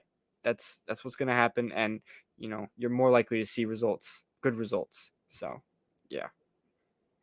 Yeah, no, I agree. I'm in lockstep with you there, and I think that the Yankees are going to target a more proven guy than anything else. I think that's the manner you have to handle this. I think that's the way they're going to handle this, but it could be wrong. We'll wait and see. Play IKF at third base one day until Peraza gets there from PA. I don't think Peraza is getting called up, but I do think IKF should get more reps at third, and kind of have Billy McKinney McKinney sucked lately, so maybe try Jake Bauers in left fields and see how that goes. It could be a disaster, but I'm willing to try it. You ready to hear? Are you ready to hear the following sentence? Buckle in. I'm with LA Yankee King. It's time for Peraza at third. I'm willing to play Peraza at third right now, but it's just like, is he going to come up for just a month? Because honestly, is a month of sample size enough to make a decision whether he's good or not? I feel like that's kind of unfair to him. I think you're kind of at the point where like you'd also have to DFA someone. They're not DFAing LeMahieu, and I don't think they're ready to DFA Donaldson yet. I think they want to wait until the trade deadline. I think, or until kind of close enough to the trade deadline. I think that's a fair way to look at it. You could still move Peraza. I think Peraza has enough value. You can net, like, could you do like a Peraza and Schmidt package that, try to get like a super controllable outfielder? Like, honestly, the Cardinals could be a fit there. Paul DeJong's pretty good. They have Mason Wynn, who actually, Mason Wynn kind of complicates that, but you can never have enough. You can never have too many infielders. So, you never know. Are there other teams that maybe could use a shortstop that have a controllable outfielder? Who knows, that are like maybe willing to swap like controllable outfield talent. Who knows? It's kind of funny. Like you kind of view shortstop as like a position that everyone needs, but there's not a lot of teams that you currently look at that have shortstop holes that also have something the Yankees could use. Like you would argue the Brewers could use a shortstop. Adames is probably going to leave in a couple of years, but what do they necessarily have to offer the Yankees for that? I don't think that you're going to get Corbin Burns for that. I don't think I want Freddie Peralta right now. And by the way, Corbin Burns has been really bad this year. Brandon Woodruff's coming off shoulder injury. I don't know if the Yankees are going to be able to, but I don't think also Peraza is going to be enough to get a pitcher of that caliber. I know he's coming off shoulder injury is one thing, but he's still an amazing pitcher. So there's that. There's not really like, I'd have to look more into that, but I think they're going to move Peraza at the deadline. I think that's just kind of what it looks like at this point. But yeah, I don't know if you feel differently. I think it's kind of where it looks. No, I mean, I'm with you, and I could see Peraza getting moved because, I mean, like you said, if you're going to have him play third for just a month, then what is the point? What's really the point? At that point, you see what you can get out of the guys you have up here now, and then decide to make moves and change it up at the deadline. If you call Peraza for 1 month, what if he gets off to a slow start for 2 weeks, and then the week of the trade deadline is when he finally starts to heat up, and then it's like, well, we're trying to go acquire a third baseman now, so you're out of luck, Peraza. So it's a weird situation. I think now we're too late. I don't think you can call Peraza and experiment and see what he can do. I think it's too late. I really do. I think it's too late. You might just have to look externally at third base and see what you can get. Yeah, the way I view it is that the Yankees should have called up Peraza sooner, but they can't sunk cost fallacy this thing. If they decide, well, because we should have called them up, we're going to call them up now, I think that'd be a disaster. Just kind of That'd like, be a as you mentioned, that's a disaster.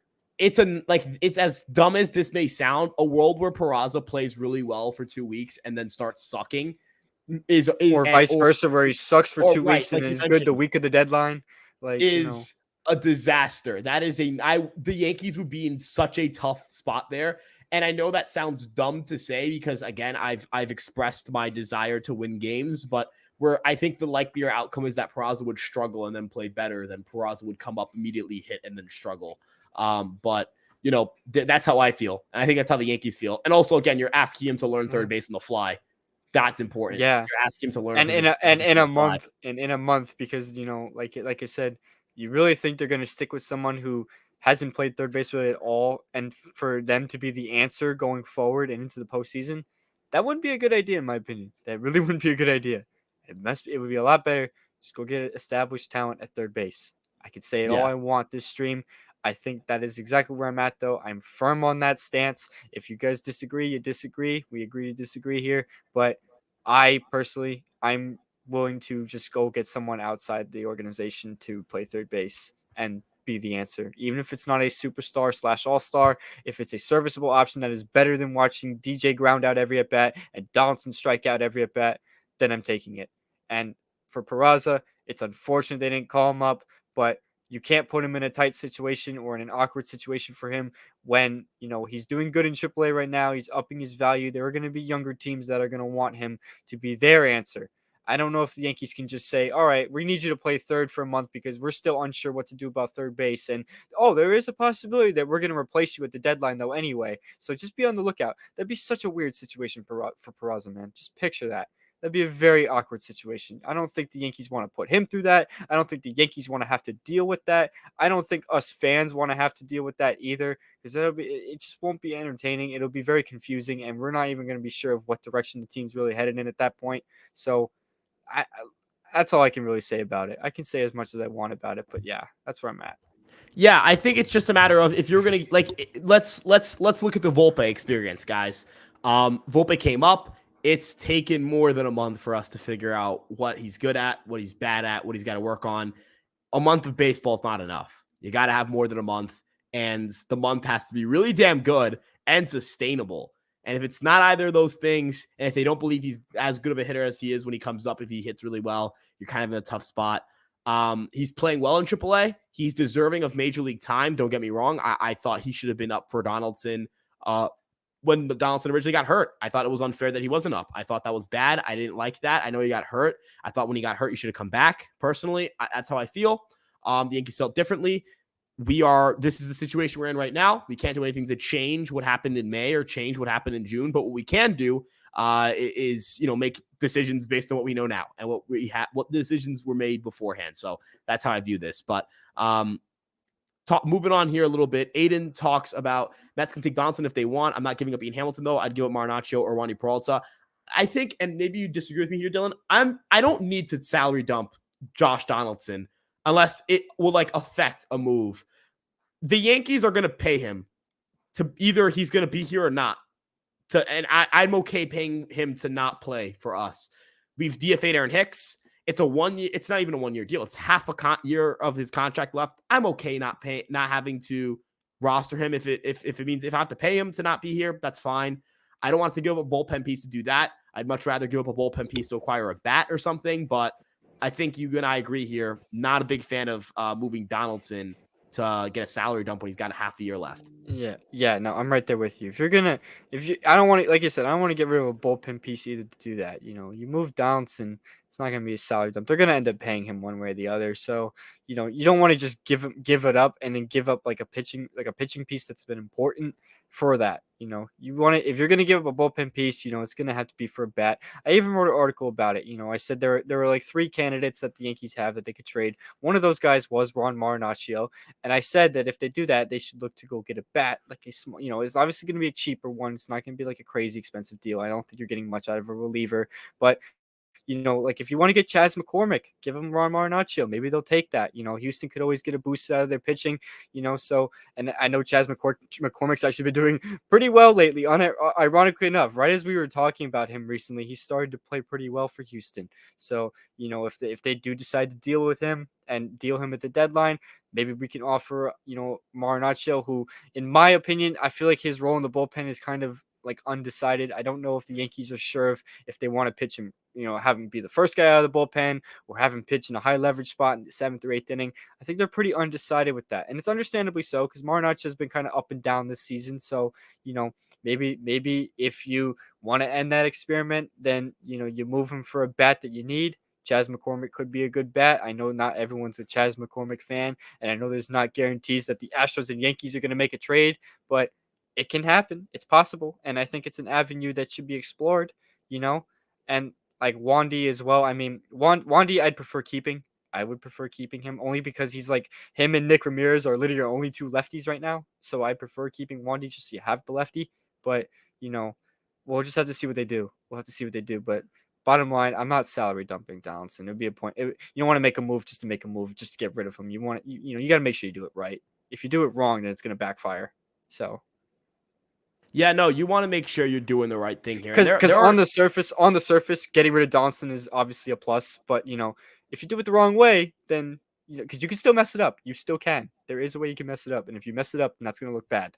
So, yeah. Yeah. Do I think the Yankees this might again kind of one of those do I think the Yankees would rather trade 5 years of Ron Marinaccio or to clear up not even $25 million? It would be I think 13 or 12. Is Ron Marinaccio for 5 years? Would you, if you were to extend Ron Marinaccio today, he would get more than $12 million for the course of those 5 seasons?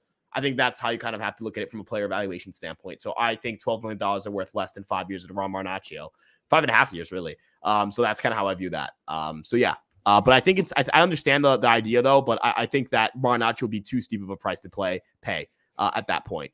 Oh wait, we already talked about this. How would you feel if Ohtani breaks Judge 62 home run record only a year later? Obviously, I want Judge to have the record. I love Aaron Judge. It's a special moment. It was one of the coolest things I've seen as a Yankee fan. But I'm not a hater. Actually, I am a hater. But I'm not a hater of Shohei Ohtani.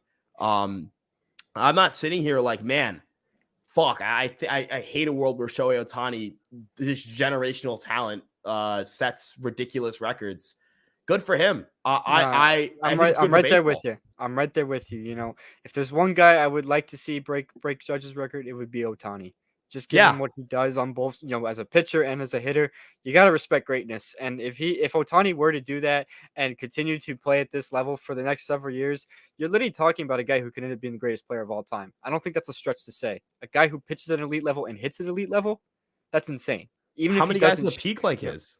That's what I'm saying. That's my point. That's why I'm saying that's why he'll be entering that that literal greatest player of all time convo. Even if he doesn't finish atop the leaderboard of any of the records, then it doesn't matter. He did both at an elite level for an extended period of time. Probably will end up winning multiple MVPs. He has the possibility to win a Cy Young and an MVP in the same season, and a batting title and a home run champ. All this stuff, I mean, Shohei Ohtani is just absurd talent, something I've never seen in my lifetime, something I might not see again for a very long time after this. So bottom line, if there was anyone to break Judge's record, and don't get me wrong, I am very happy Aaron Judge had that record. It was well deserved. He did awesome last year. But if there was one guy that I would not mind seeing it get broken by, it would be Ohtani.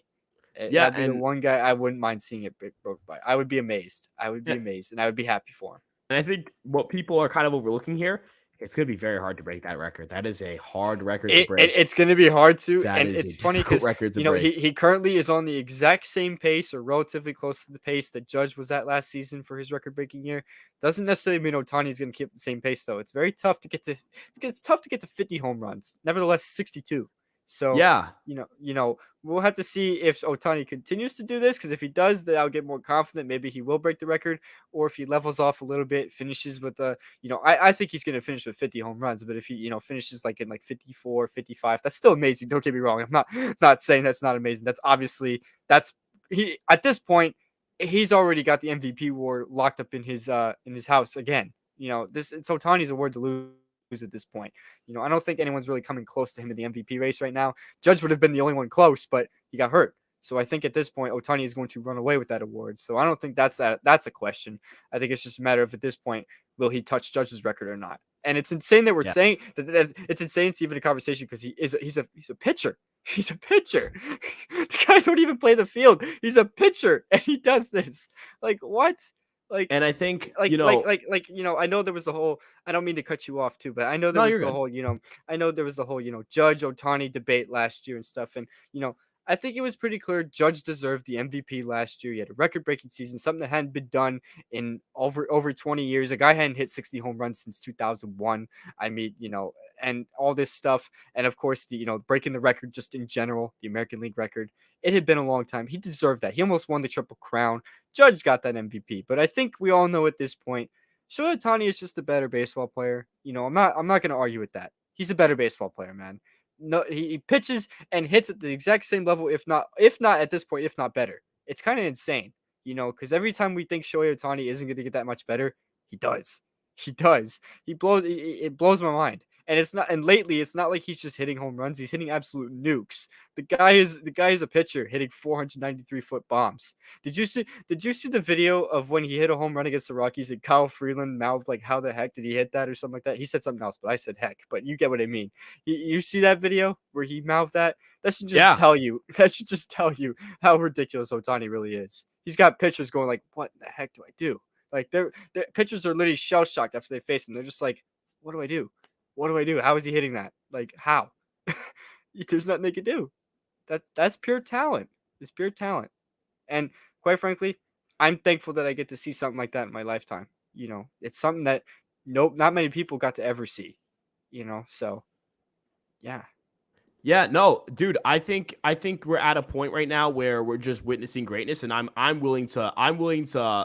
okay with witnessing greatness. I have no enemies. Whether it's my team or not, I'd love seeing greatness. So. Now, if this was like, Rafael Devers, I'd feel a little bit like, it's a Red Sox. It's a different situation. But I have no enemies in Los Angeles. But and it's also hard to compete with a guy that's pitching at an elite level and hitting at an elite level. Like, yeah. You can't. How are you going to disrespect that? What? And the guy has over 10 stolen bases. The guy's going to mess around and hit over 300, 50 home runs, well over 100 RBIs, get 200 strikeouts as a pitcher, and steal 20 bases. He's probably going to do all of that this year. That's insane. Yeah, that's insane. Like, that's remarkable. I'm very excited to kind of see how the season plays out for Ohtani. I'm excited to see how things move on from going forward. I am not, again, I have no enemies. I have no enemies named Shohei Ohtani, and no enemies in Los Angeles. But moving on a little bit here from the Ohtani conversation, because again, we still have to wait. He has to have a crazy second half to keep up with Judge, because Judge had an unbelievable second half. Fingers crossed. Maybe he'll be in pinstripes next year. Maybe.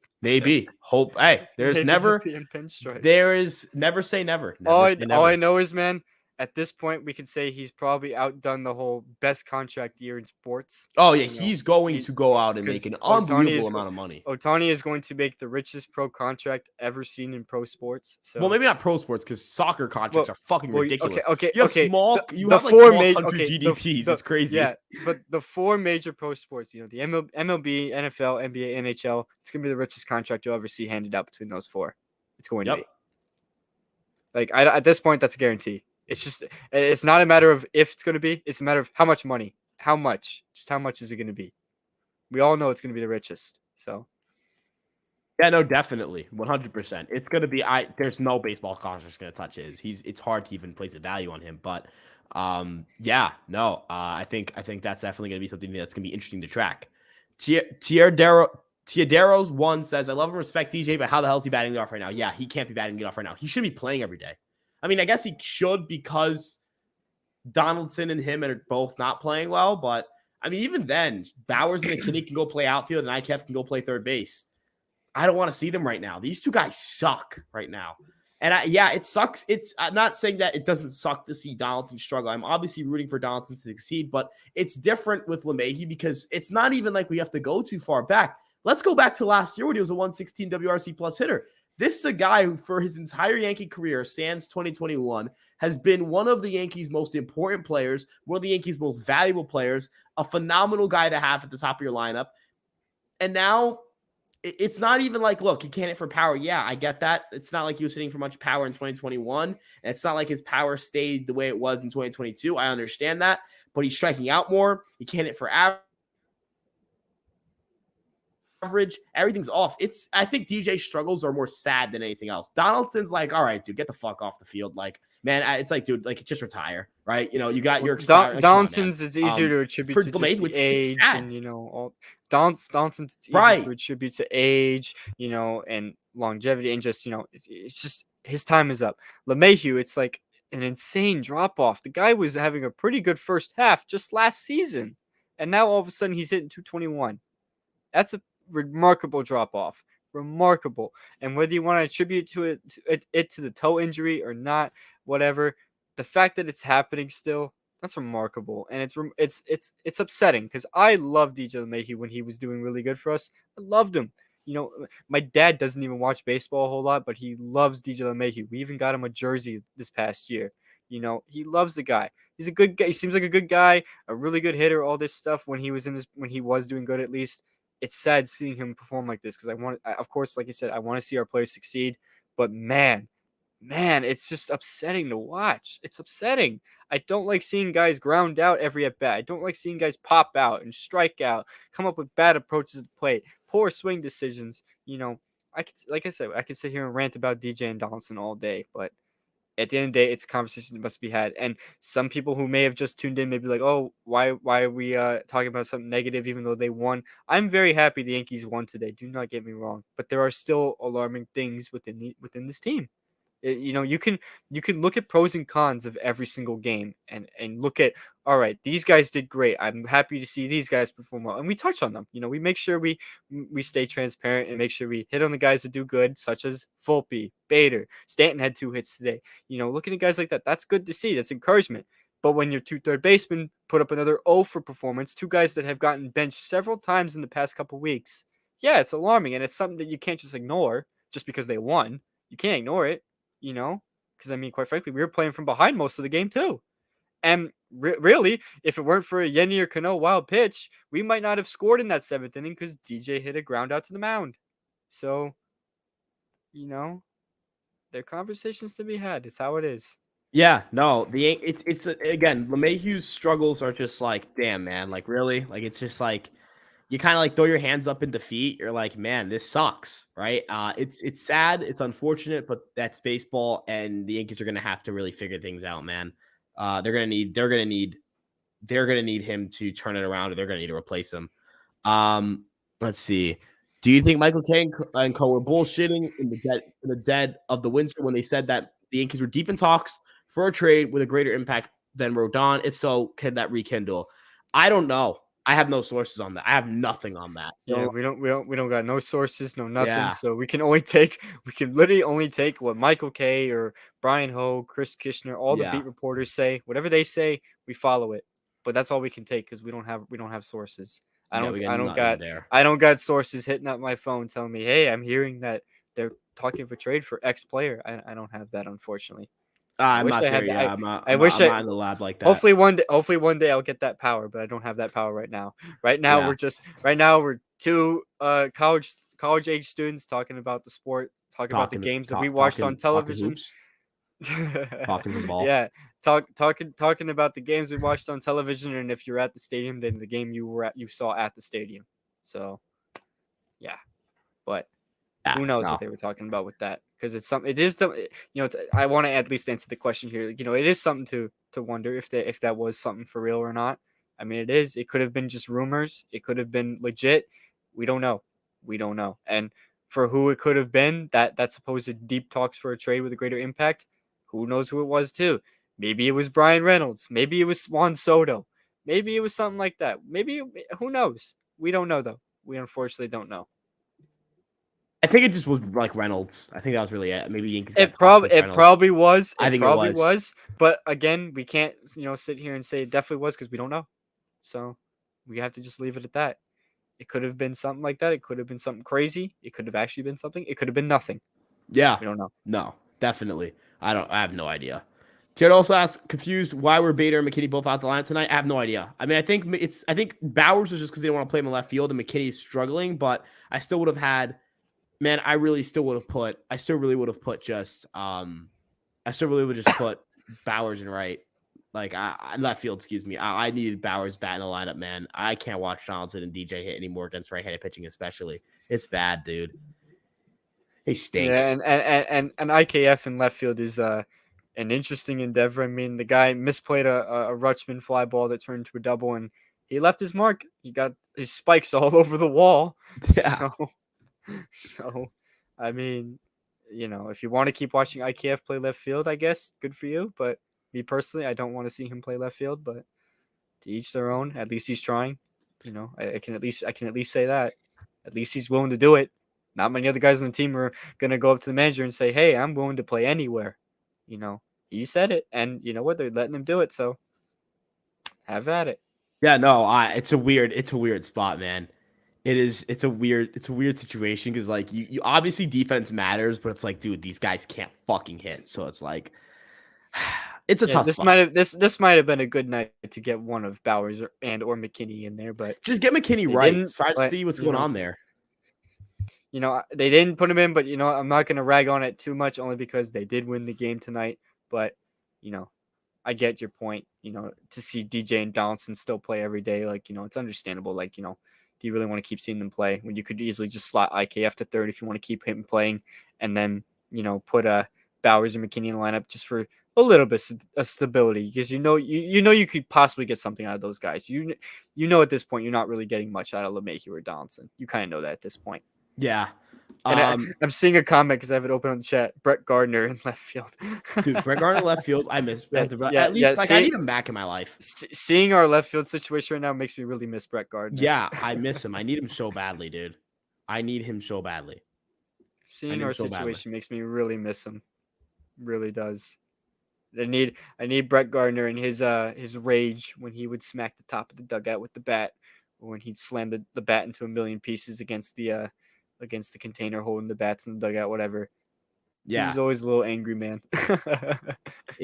I miss Brett Gardner, dude. Little hothead. He's also, we need a leadoff hitter. We don't have one. You have to get really creative to find one. You don't have one. I know Volpe technically can be that, but I gotta wait a little bit. We need more than a 1 week sample size before we say, all right, put Volpe back there.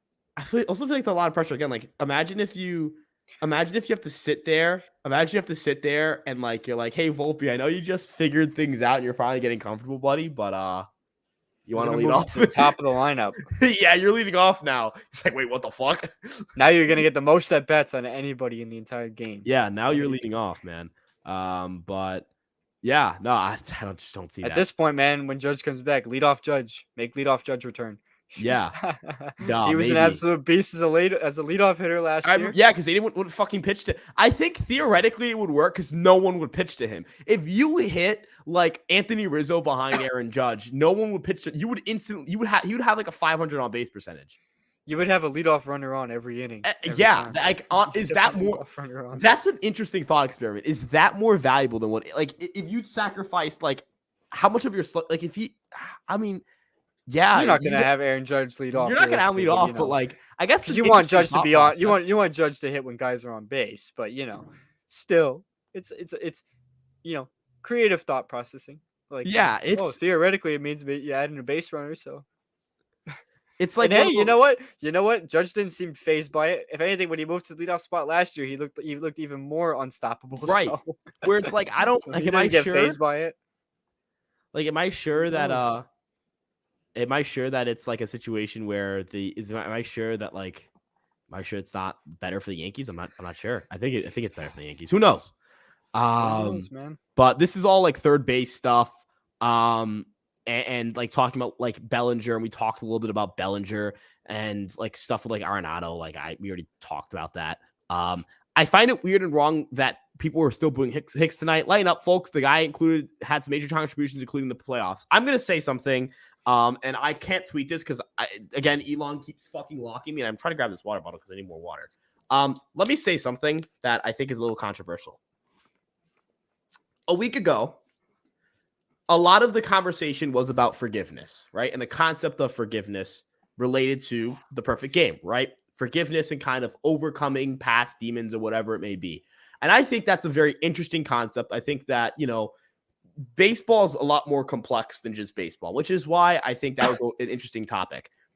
If you can't forgive Aaron Hicks for being bad at baseball, but you can forgive for actual like crimes, like legal crimes, I got to question where the priorities are at.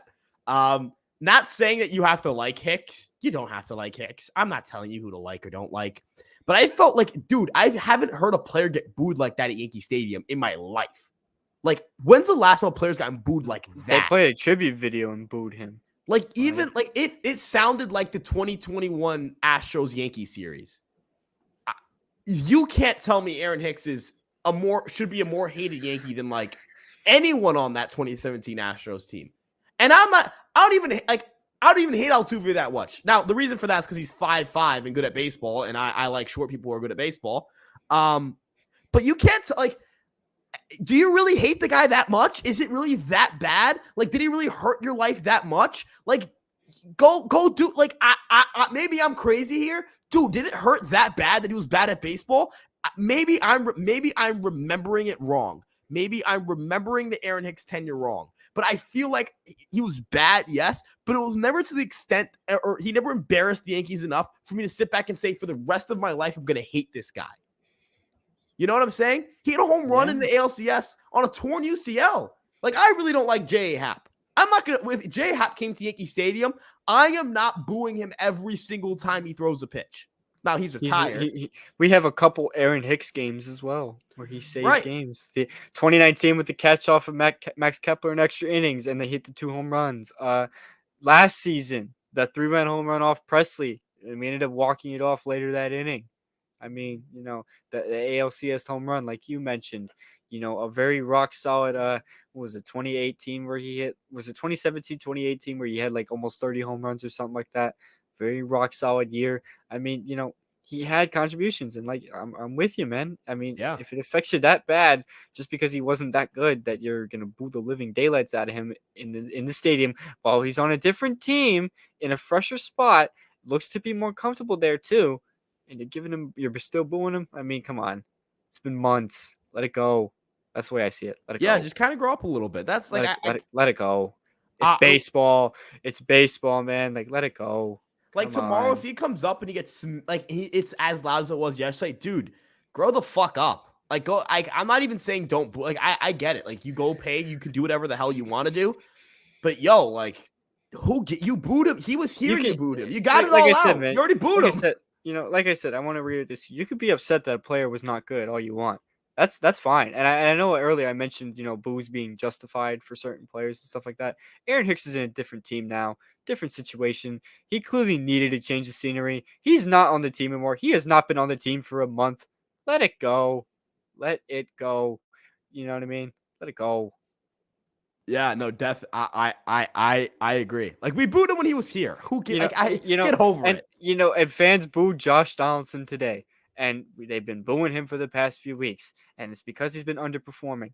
It's understandable. Yes, I'm not encouraging booing. I'm not doing that. I'm just saying I understand why fans are upset.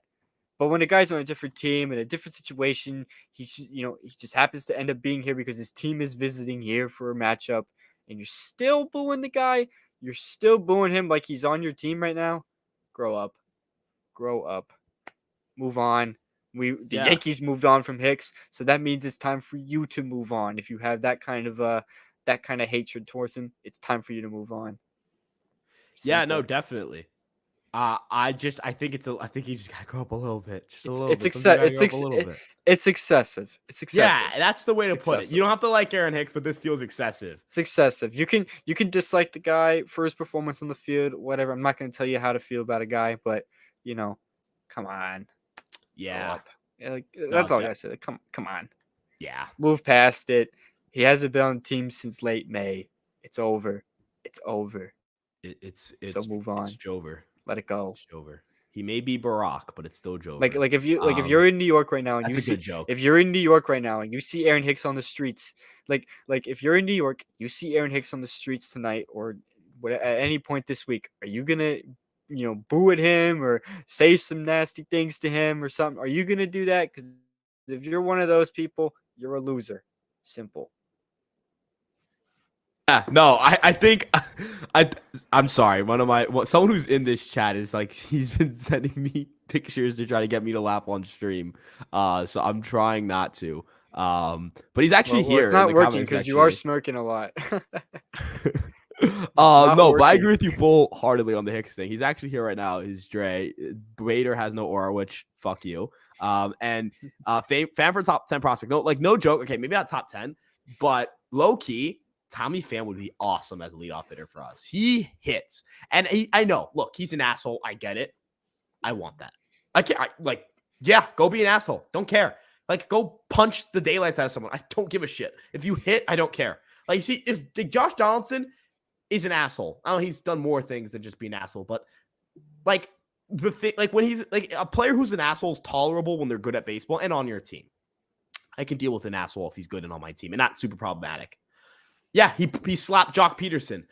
He can go slap the shit out of Jock Peterson again. If his OPS plus is over 120 with the Yankees, good with me. So I want Tommy Pham. I wouldn't mind him. I wouldn't mind Tommy Pham. Solid bet, solid player. Solid bet. Yeah, I know I skipped over a couple of things here, so I want to make sure that here. John Bloom said hi, so I want to say notice that first. Hope you're having a good night. He's here all the time, so very, very, very glad to have you here. OG consistent viewers, man. Yeah, huge home run by Darth Vader. I was gonna say mass. They don't not say that one. Huge home run by Vader. Great. Hey, I think that was when the Yankees posted the home run, they slipped it in a little bit. I'm not even gonna say. Did you see the video they posted on their Twitter? It's like the Giancarlo Stanton, in Canely, and Canely's like, "Hey Stan, are these pants too tight for me?" It's like, what the fuck? They tweeted it after the game, man. I didn't. Let me. You know what? I'm gonna check that out right now while you go through the next. You're gonna. It's so funny. Right now. I'm gonna check it out right now. And this is Ryan Beck actually asked a really good question here. Who gets the heave in the bullpen when Rodon comes up, or Wednesday if when we call up a spot starter? Looking at the bullpen. I know the video is so good. I found the video. That video is amazing. And the fact they posted that without any context or anything. They just posted it at 9:00. Dude, they posted that shit 10:46 p.m. Just in the dead of night. A tweet of Giancarlo Stanton and checking out Tommy Canely's pants. Yeah, I'm all right, dude. This is an interesting question, though. What do the Yankees do? You have to the only guy you can send down is Nick Ramirez. That's it. You can't. It's unfortunate he's got to be the guy. Right. It sucks. He's been good. He's pitched really well. He's pitched into a 1.69 ERA. That's really good. This is also what I'm see. When I posted my article today about with me saying that the that the Yankees, when they had with the report about the discussions that they had with the Astros about Chas McCormick, that the Yankees should use bullpen pieces to try to get him. I saw a lot of people like, oh, but you can't trade Ron Marinaccio to the Astros. I don't give a shit. Nick Ramirez is a dog. You can pick. They could make me good at baseball. Not good. Not true. But they can make most relievers good at pitching. Like Ryan Weber, before he had that elbow injury, was really good. Nick Ramirez has 21 and 2 1/3 innings pitched of a 1.69 ERA. What? That's not possible. I don't believe that's possible. I refuse to believe that's real, but it is real. And I'm sitting here, and this is real life. The Yankees bullpen is so stacked, and it sucks that we're gonna have to send out Ramirez, but that's probably what's gonna end up happening. It's probably gonna be Ramirez. Maybe you have a dark horse argument for Cordero, but I don't even know if he has minor league options. No, he doesn't, and you're not DFAing him. You'd rather just send down Ramirez and keep your bullpen. Keep as many arms as possible. Cordero stuff is good too, so I believe in him. So, yeah, I'm right there with you. I'm in lockstep. We just drank our water. Unfortunate, yeah. Yeah. An unfortunate situation. It is what it is, and that's really it. And I think that's kind of the situation. I think he'll be back eventually, though. You guys should do lineup predictions for tomorrow's game. I think at most nights, I do at most nights. I think it's satisfying when you nail it. So tomorrow, who's pitching? You know what? You want to do a crack at it? I want to do a crack at this. Let's do it. All right, let's do it. Kyle Gibson pitches tomorrow. It's a 1:00 game. Jose Trevino's it's Clark Schmidt on the bump. Usually, Higgy catches Clark Schmidt starts, but Higgy started tonight, and it's a 1:00 game. Trevino will be starting that game. I think we can agree on that. Volpe's going to play. Torres is going to play. I imagine LeMahieu's not going to play. I think Donaldson will play because Donaldson DH. I think Donaldson will play third base. Rizzo will play first. Stanton will DH. Bowers will be in right. IKF will be in. Bader will be in center, and I think IKF will be in left. I agree. Maybe McKinney, but I think it'll be IKF. That's exactly what I think is going to happen. And for the order, I think it'll be Bowers leading off, Torres second, Rizzo third, Stanton fourth, Bader fifth. I honestly think IKF Bader might be fourth and Stanton 5, but they didn't flip that today. They've done it before, though. Did they flip that today? Before? Not today, but they've done it before. So I think they'll stick. I think they'll stick with Stanton 4. They probably will, but it's a bold prediction that maybe Bader will be 4. That's bold fair. Prediction. I think if you had a bad day, I think if you had a bad day, I think it would have been. I think I'd be more inclined to believe that, but there's a chance. I think it'll be. So I think it'll be Bader 5, and then 6 will probably be IKF or Volpe. Who do you think hits 6? IKF probably. IKF, Volpe 7, Trevino probably 8. Right? Who's the guy we're missing? We're missing someone. Donaldson. Oh, Donaldson's gonna hit 6. Okay. Donaldson's if Donaldson's playing, they're gonna put him 6 because they love putting him 6. Yeah. Bader's gonna hit 7th. Volpe will hit. No, IKF will hit 7th. Volpe will hit 8th, and Trevino will hit 9th. That'll be the lineup tomorrow. If we get it right, I don't know. If we get it right, I'll be happy. If we don't, I'll cookies. If we get it wrong, I'll cry myself to sleep and I won't be okay for the entire day. I mean, we'll find out early. We'll find out at 10 o'clock tomorrow morning. Crying and throwing up the entire day. We'll find out at 10 o'clock tomorrow morning. The day game, so we'll see. We'll know early if our lineup looks right. You know what? Who knows? Maybe they'll throw out a wacky lineup where Jake Bowers is hitting 4th. Maybe. Hey, who knows? But I think that you'll see. I think you'll see Stanton at DH at the very least. Oh yeah, I don't think Stanton plays the field 2 days in a row, and I feel like Bader is gonna move up a spot in the lineup. I feel like he's gonna hit 5th, possibly even cleanup. I could see it. I could even possibly see him hitting 3rd. Yeah. So, there's a lot of possibilities. I mean, they've been mixing. It's not like when Judge is healthy, you kind of know what the lineup's gonna look like day in and day out. No, they've been mixing and matching like crazy. So we'll see. It's tough to predict the lineup. It's tough to predict the lineup, but hey, we took a shot at it. So I think we took a good shot. I think we'll be right. I think we're reasonable. I think we're pretty close. I'm gonna be bold. We're gonna be correct. We're correct. We're not even just we're correct. I know we're correct. Yes, we're correct because we know ball. No. Yes, exactly. That's exactly. I got that. I got that confidence. We're right. We're at the 1 hour 30-minute mark, so we're gonna try to breeze through these and get to a close eventually because we're nearing 12 o'clock in the morning. So we're nearing tomorrow. We have an early game tomorrow, so I figured you guys would actually like to get some sleep. Who knows what you've been doing today? Some people might got 4th of July festivities. Yeah, or maybe they had them today. I know my parents did some stuff today at home. I've been hearing fireworks outside my house all night, so I know I'm gonna have to hear more again tomorrow. I think that we'll see some July 4th. I think we'll see. Hopefully, you get some July 4th festivities, some July 4th fireworks from the Yankees tomorrow in terms of offense. Blake Snell's dealing tonight. Yeah, he's pitched well. Poor command, which kind of sucks because I really don't like guys who walk people, but who cares? I don't know if he's the guy the Yankees are going to get. I can't sit here and say it with the utmost confidence. But what I can't say with the utmost confidence in the world, is that the Yankees are probably going to be interested at least. They'll have a conversation with the Padres about it. If they're bad, if the Padres are bad, of course. There's going to be a conversation had at the very least. So, there's that.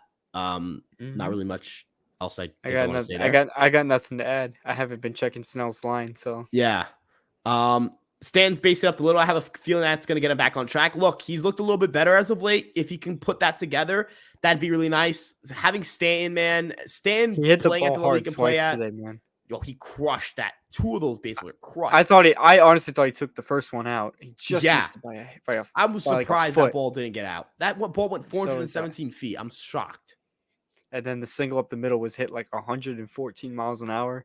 So, yeah, those are definitely encouraging. What were you saying though? Because I kind of cut you off. So no, don't worry about it. I didn't say. I was just like, yeah, no doubt. I was just agreeing with you. Mm-hmm. Yeah.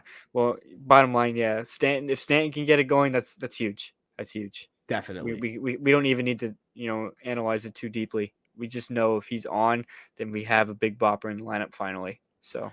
Yeah. No. Definitely. And it'll be a big addition for this team. Marcus Valdez says Blake Snell with Gary Sanchez catching 42 innings, 300 runs. We get Snell beating Gary. I imagine you're joking. I think the Yankees will do fine with Trevino and Higashioka as their guys behind the plate, but who knows? Yeah, Maybe I think they're doing just fine without Gary Sanchez. But hey, good for Gary. Having a guy who that you can confidently say, hey, like this pitcher prefers pitching to me. That's always a good sign. I think that I'm happy for him. I don't wish him. I have no enemies. That's a lie. I have enemies, but he is not one of those. I have no enemies named Gary Sanchez. So he's good with me. Defensively, he's looked a lot better over the years. I'm pretty sure his framing numbers are like really good this year. Positive framer, +3 DRS. Good for him, man. Like, dude's playing better ball, has a 100 WRC plus in the season. I hope he keeps it up. I don't see a reason for me to be upset with him playing well. No. The Yankees Shout are happy out with Gary, what they man. have, You know what? so. I'm happy to see Gary still in the league because I honestly thought for a short period of time he was going to be out of the league. So I'm kind of happy to see he's found a relatively consistent place to stay for now. Don't know if the Padres will be the long-term answer for Gary, but for now at least he has a spot in Major League Baseball and is contributing. So yeah, I kind of miss him though. Not like now, like I'd want him back, but I miss him. I miss the 2017 version of him, man. Oh, no, I miss what he used to be. An absolute beast. I do. He had so much potential, man. He's someone that I'm still hurt that didn't work out. Yeah, he had so much potential. I was watching the 2018 wild card game all over again, and it hurt. I saw Severino throwing. It hurt. I felt pain. I felt a pain I haven't felt in a while. You brought up 2018, and you made me think of the game we got eliminated against Boston when Gary Sanchez was this close to a grand slam. This close. Oh. Yeah, you brought back bad memories, man. You brought back bad memories. Dude, those are times, dude. Oh. It was this close, man. That would have been a huge home run. We'd be looking back at that grand slam for years. Let me just make one thing extremely clear. Friends come and go, relationships start and end, and homes and your environment changes, and you find new homes. I will never get 2017 to 2018 Luis Severino back, and that hurts, and it sits in my brain. And it racks in there, I have said goodbye to dear friends. I have had long-term relationships come to an end. I would not bring any of those back before I'm bringing Severino back. That's a horrible thing to say, actually. That's a terrible thing to say. But let's be real here. You sound like when Skip Bayless would talk about Tom Brady, like he knew the guy personally. But let's be real here. Let's be fair. Are any of us going to question the morality of what I just said if Severino magically became 2017 Severino and the Yankees won the World Series? No one's going to care. No one's going to be like, man, that Ryan guy, he might be a little psychotic. They're going to be like, oh, we won the fucking World Series. Well, they might think that anyway. I'm just no, I mean, that's already established. Like, we've established that. But yeah, I don't really see. Dude, I miss. How did we get here? But yeah, I'm trying to look a little bit here, see some stuff we haven't talked about. Oh, did you see the Clutch Points article on Shohei Ohtani where we only give up Elijah Dunham, Everson Pereira, Will Warren? That could be a blockbuster trade of the year. If the Yankees got Shohei Ohtani doing that, the Angels would have their franchise nuked. Oh yeah, like that. They would get nuked. This trade that I just read right here, that's nasty work. That's nasty. I would the league would call in, like the Chris Paul situation where the league stepped in. Yeah, they would. That's exact. They would step in. They would veto that shit. This is like, I know Aiden's not the one suggesting. He's talking about a Clutch Points article. Oh, Clutch yeah, no, of Points, course. whoever the fuck wrote that, you don't know ball, dude. Learn the fucking game, bro. I'm so tired of these so-called writers who think they know the game. Who the fuck wrote that? Who's like, oh shit, well, yeah, that's pretty good. You don't even get clicks. You're just looking at an idiot. No one, like, what? You didn't even get clicks. I don't even see the trade proposal on Twitter, man. If you try to run that through the trade machine, they're just gonna tell you, all right, log off the site. Please. Try to run that through these hands. Try one of these hands. I'm sorry. And this would help the Yankees. I don't give a fuck. Integrity of the game. Shit, man. Like, it's bullshit. It's not again, Aiden. Not mad at you. I love you, Aiden. You know that. But whoever that wrote that article, man, I got some things I'd like to say to them. Hold on, I'm gonna find who wrote it. Clutch Points, Ohtani, Yankees. Perfect. Okay. Oh, this let's see. I see it. Oh, okay. Buddy. The guy who wrote this at Clutch Sports, buddy. And he also wrote an article about James Harden, the perfect James Harden trade the Knicks must offer to the 76ers. RJ Barrett and Evan Fournier for James Harden and freaking Korkmaz. No draft picks. Just vibes. No draft picks, just vibes. Yo, dog. You and I got to tussle. You and I got to go. It's got to happen. You got to tussle. A boxing match. Whenever you want to box, man, let me know. No, I'm joking. I hope he's probably not a terrible guy. He just doesn't have good sports opinions. I'm sure he's a great dude. Actually, I don't know that. I don't know the guy. The perfect Damian Lillard trade the Sixers must offer the Blazers. These are some heat titles, man. I can't even lie. Must. Some engaging words. I'm like, oh, shit. Hey, they just have a picture of James Harden. Dude, they have a picture of just James Harden on a random like person's body with a question mark over the fucking thing. Who is he even offering for the trade? Okay. They didn't even have the trade here. Okay. But yeah, no, that never happening. Never happening. That trade would never happen. Who's your favorite prospect? Spencer Jones, Wells, Dominguez, Chase Hampton. That's always gonna be my answer. I love Chase Hampton. Chase Hampton fan club. Chase Hampton is my dog. Chase Hampton's my goat. I love Chase Hampton. Chase Hampton I'm in love with Chase Hampton. When people ask me who I have a crush on, it's Chase Hampton. When people ask me who my best friend is, it's Chase Hampton. When people ask me who my parents are, I say Chase Hampton. I love Chase Hampton. I'm kind of high on Spencer Jones. I'm not gonna lie. I'm a little high on him, and I know he's a little young, but I feel like I kind of like what he could bring. You know, I don't keep up as much with the prospects as Ryan does, but I do still look. You know, I'm a true Yankee fan, and I still look. You know, for all intents and purposes. But you know, I'm a big Spencer Jones guy. I think he could be something. And Dominguez, of course, is the if it pans out, of course, I will love Jason Dominguez, but I'm still gonna be a little not fully sold out on him just yet, just because one, he's struggling this year, and two, just because of the standards that they are setting for Dominguez, it's set up for him to fail. So you gotta always be a little weary about that. But I'm a little big on Spencer Jones. I like what Spencer Jones could be. He seems like an enticing prospect. So I guess I'll go with him. I guess that's what I'll Jones go with. hits nukes, so I love Spencer Jones. That's how I do it. And I'm slowly becoming a Clayton Beater guy too, because he's been pretty good. He's been pretty good for us, you know, from what I've been hearing. So I'm liking what he's got too. Dude, I'm a big Will Warren guy too. I love Will Warren, but I think he's a lot of good pitching prospects, and they got a couple guys who can hit it. Some of the boys can bop down there. The boys are bopping. One guy that everyone has to know now that I'm gonna say, and you guys are all gonna be like, "Holy shit, you're a genius!" in 4 years. Tyler Hardman hitting 250, which is not great. 336 OBP, 582 slugging percentage, 19 home runs, 140 WRC plus. Really good defensive third baseman. I took a picture for him and his wife at a Somerset Patriots game once for some reason. He signed my ticket. They have a cute dog, good vibes, family man. It sounds like a name. It sounds like a familiar name. Like I feel like he played at the game, at the spring training game I was at. I think he might have. Family guy, family man, good family man, has a dog, handles himself the right way, hits nukes, good defensive third baseman. All right. Like, this is the type of player we want. All right. Tyler Hardman also offered to come on the podcast. So I love Tyler Hardman. Good dude. He's a good dude. Good guy. Hey, shout out Tyler. Asked about the Arizona Fall League. Good dude. Good guy. Hey, you know what, man? If Tyler Hardman, for whatever reason, is watching this right now, open invite to you, bro. The Steamer WRC Plus is coming up, folks. Come on now. Nope. Tyler Hardman. It's an open invite, man. Let's go, Tyler Hardman hype train. I'm changing my header. I'm putting that in my bio somewhere. Anyways, moving on a little bit. let's see. Do you think the pitch clock is affecting Yankee pitchers working longer and counts building up pitch counts? Probably. I think that's affected everybody. I think they're doing a good job at that, but I think it's affecting everybody. Well, yeah, of course. It was gonna affect them. I mean, it's a massive change from from what it was for forever. So of course it's gonna be different. I mean, who knows? Maybe the pitch clock is why Alek Manoah is so bad now. I'm not, there could be other it's reasons, also because he sucks. But yeah, you get the point. Like, Horrible player. baseball speaking wise, that could very well be a reason. It could. That's a speculation. That's speculation, of course. There could be something completely different. Could be unrelated to the pitch clock, but maybe it is.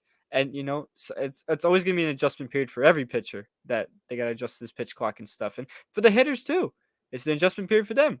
I'm pretty sure. I don't know if it was today or yesterday, but I'm pretty sure Bader got a pitch clock violation just yesterday or today. I don't remember when it was. I think it was yesterday. But it happens. It's these guys are they're still trying to adjust. It's gonna take the full season for them to adjust. I feel like they'll buy it when it gets close to the playoffs. They'll get pretty welcome to it. It's an adjustment period for everybody. It's an adjustment period for everybody. When you've been picture that let's say you're like Josh Donaldson and you've been playing Major League Baseball since 2010. You've been in the league for so long. You're so accustomed to it, and then boom, here comes a pitch clock change, and now the game has to move so much faster. It's an adjustment period. And I'm not defending Josh Donaldson here. I'm using an example of a guy who's played for a while. I'm not trying to say Josh Donaldson sucks because of the pitch clock and not because of something else. No, I think Josh Donaldson's struggles are completely unrelated to the pitch clock. I'm just making an example like it's an adjustment period. So, yeah, I hope that analogy made sense. Yeah, no, I hear you. No, definitely. And I think end of the day, right now, kind of the pitching situation is just, I think as a whole, the league, everyone's just trying to adjust to it. So, not too concerned long term there.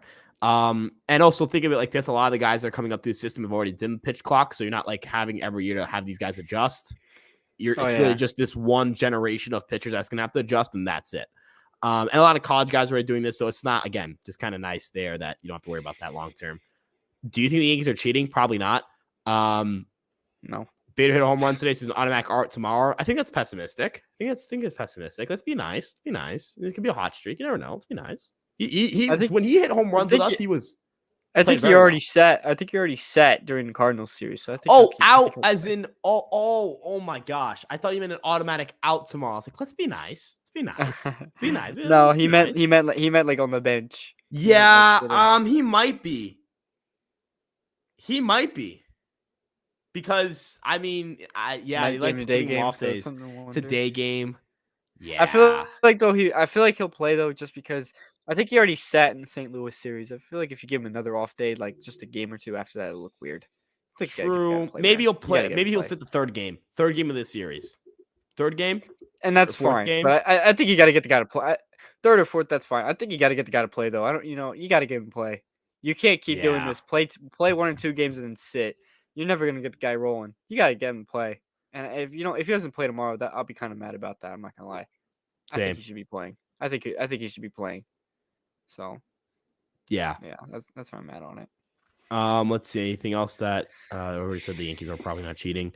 Armand's last 4 starts, a 24th perfect game of MLB history. Yeah, it's weird. He had the greatest game by any Yankee in the century, and then couldn't get through the 5th inning.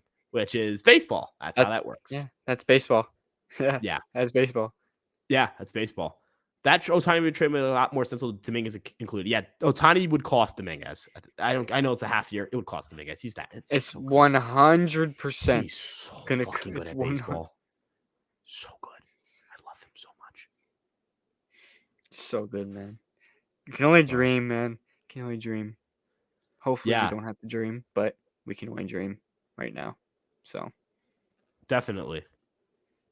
No, and I think end of the day, I'm not sitting here like, not sitting here. I'm going to prospect hug the conversation about Ohtani, but I don't think he's getting traded. So I think that's all for moot point. But the Padres kind of doing us a favor of being the Angels because that helps give us a little bit of separation here. You really just want to make sure that you're not in a position where you're fighting and crying, scrapping and crying basically for a playoff spot. You want to make sure you get there a little bit comfortably. You don't want to be in 2021 where you're one loss away from missing it entirely. So you want to have a series to kind of rest, and I want to have a series to rest, and I want to kind of relax. I like relaxing. Last year was nice. I got to just kind of sit back and relax and watch the games at the end of the year. I didn't really have to give a shit about those games. Or So like the Knicks this year when they made the postseason with 5 games left. You just kind of let Quentin Grimes can go off for like 30 something points. And you're like, fuck yeah, man. Like, yeah, go stat pad. You don't even care about the result. That was the game that they like quickly Grimes and Toppin combined for like 90 points or some shit like that, or 80. It was some crazy number. They were fucking insane that day. Yeah, they all had 30. Like, give me a Randy Vasquez like end the season pity. Yeah, right. That I love pity start, like not pity start, but like, you know what I mean, like one of those like just like icy starts, man. But yeah, I think Connor Hutchins says, love you guys, love you too, man. Te amo. Appreciate it, bro. Bye. I can't do what he just did, but appreciate it. But you don't know how to do this? I can, but it looks so like weird. Like, oh, gotcha. I think it's one of those things where like if you do it multiple times, mine just looks like a circle. I just angled it. It's muscle memory.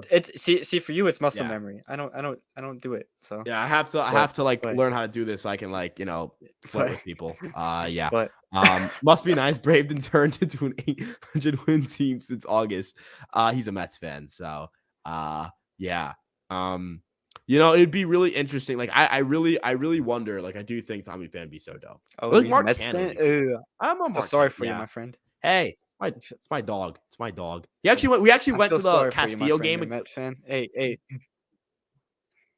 Do you remember the game that Luis Castillo pitched here earlier, like a couple weeks ago? That we bombed him. Like Bowers went yard, McKinney went yard. The one where McKinney went deep on him. Yeah. Yeah. We went together. Him and I went. So that was fun. But that's dope. Yeah, I mean, you should be familiar with guys like Luis Castillo and names like Luis Castillo. Yankees fan bandwagons are still taking applications. It's open, taking applications. I know. Look, again, he's really familiar with the Aaron name Judge Luis comes Castillo. back, they're closed. So, yeah. When Aaron Judge comes back, the Yankee fan applications are closed. But what's the expression? I think like Baker Mayfield said it. It's like hop on the bandwagon or hop on the train or get out the way. Like I don't fucking know. But I'm so bad at like remembering things. But anyways, with that being said, Cashman, if you listen to how go get Soto and Snell, I don't think Soto's available. But if he is, I'd do anything for him. Like anything. You would cut off the toe for him. Hey, that was your wording. You think cut off the toe is the worst thing I do for Juan Soto? It's not even a top 5. Hey, but you said you do it. How do I explain this? What's the worst thing then? What's the worst thing then? We must know. What's the worst thing you would do for I plead the 5th. I plead the 5th. Plead the 5th. Wow. I'd like to not go to jail. But with that being said, I'm joking. Oh my God. With that being said, though, like you see, like I would name my first kid Juan Soto and then give up my firstborn child, but name them Juan Soto. Like their first and middle name would be Juan and Soto. I mean, if Juan Soto became a Yankee, I'd name a kid Juan. Or give them the middle name Soto. I'm being so serious. I don't even care if he wins a ring here. I'm doing that. 100%. You heard it here first, folks. You heard it here first. Especially if he wins a ring. If he won a ring, it's not even a question. I would establish that early in a relationship with anyone I'm with. I'd be like, yo, by the way, if we get married and we have a kid, Juan or Soto is part of the names. And if you don't like it, no need in trying. Just let's save the time, save the years. I'm being serious. It would be a non-negotiable. I would treat that the way you would treat like boundaries. That would be a boundary for me. But it's getting late. I'm kind of exhausted and sweaty. And I imagine we're gonna be back at this probably in a little over 24 hours tomorrow. So it might have to be a night stream tomorrow though, because I'm gonna be busy in the day game. So we'll say. It's unlikely that we'll be live right after the game. Right. So if we do a live, it's going to be later in the night if we do one. We'll call it at least after 7 o'clock. We'll say somewhere around then. We'll figure things out. If you don't see us live tomorrow, we'll definitely be back at it Wednesday. So yeah. So there's at least that. 4th of July tomorrow. It's a little wacky for us. Right. We obviously have stuff. I'm sure a lot of you guys have stuff. So, if we go live, we go live. And if we do go live, it'll be a little bit after the game. It's a day game. I'm going to be busy in the afternoon anyway. So, yeah. Yeah, Just no, want to point that definitely. out for if any of you guys are expecting us to go live immediately after tomorrow's game. That's unlikely. So be on the lookout more in the evening or in the nighttime. We'll make Yeah, sure we let you guys know though. We'll make sure we put out tweets and let you guys know about it. But for that's sure. just be on the lookout. And like I said, if not tomorrow at all, we'll definitely be back at it Wednesday, and we'll be able to recap the previous two games, the game of Wednesday and the 4th of July game, Yeah, and we'll keep things talk. up. We'll keep you guys posted. Tomorrow's a Yeah. little bit of a weird day, Well, so it's a holiday, so it happens. Make sure you yeah, guys enjoy the holiday though. You know, don't do stuff stupid. Be safe with fireworks. So yeah. just want to point Stay that out. safe, have fun, spend time with family, enjoy the Yankees game tomorrow. But don't if they lose, don't let it ruin your day. But if they win, let it take over your day if you want to. Thank you guys so much for stopping by. It is technically July 4th right now, so happy 4th of July. And yeah, let's go Yankees. You guys can follow us on our social media platforms: Instagram, TikTok, Facebook, YouTube, and of course, TikTok, Instagram, Twitter, Facebook, and of course, this YouTube page. We have audio version of the podcast on Spotify and Apple Podcasts. You guys can check out our personal Twitter accounts. They're above our heads. We have articles out on Empire Sports Media all the time. So thank you guys again so much for tuning in. Have a great rest of your night. And we are excited to get at it tomorrow with the Yankees and see how they play. And we'll go live either tomorrow night or Wednesday. Tomorrow's Tuesday. Or today's Tuesday. So tomorrow night or Wednesday, depending on how things go on July 4th. So again, have a good night, guys, and peace out.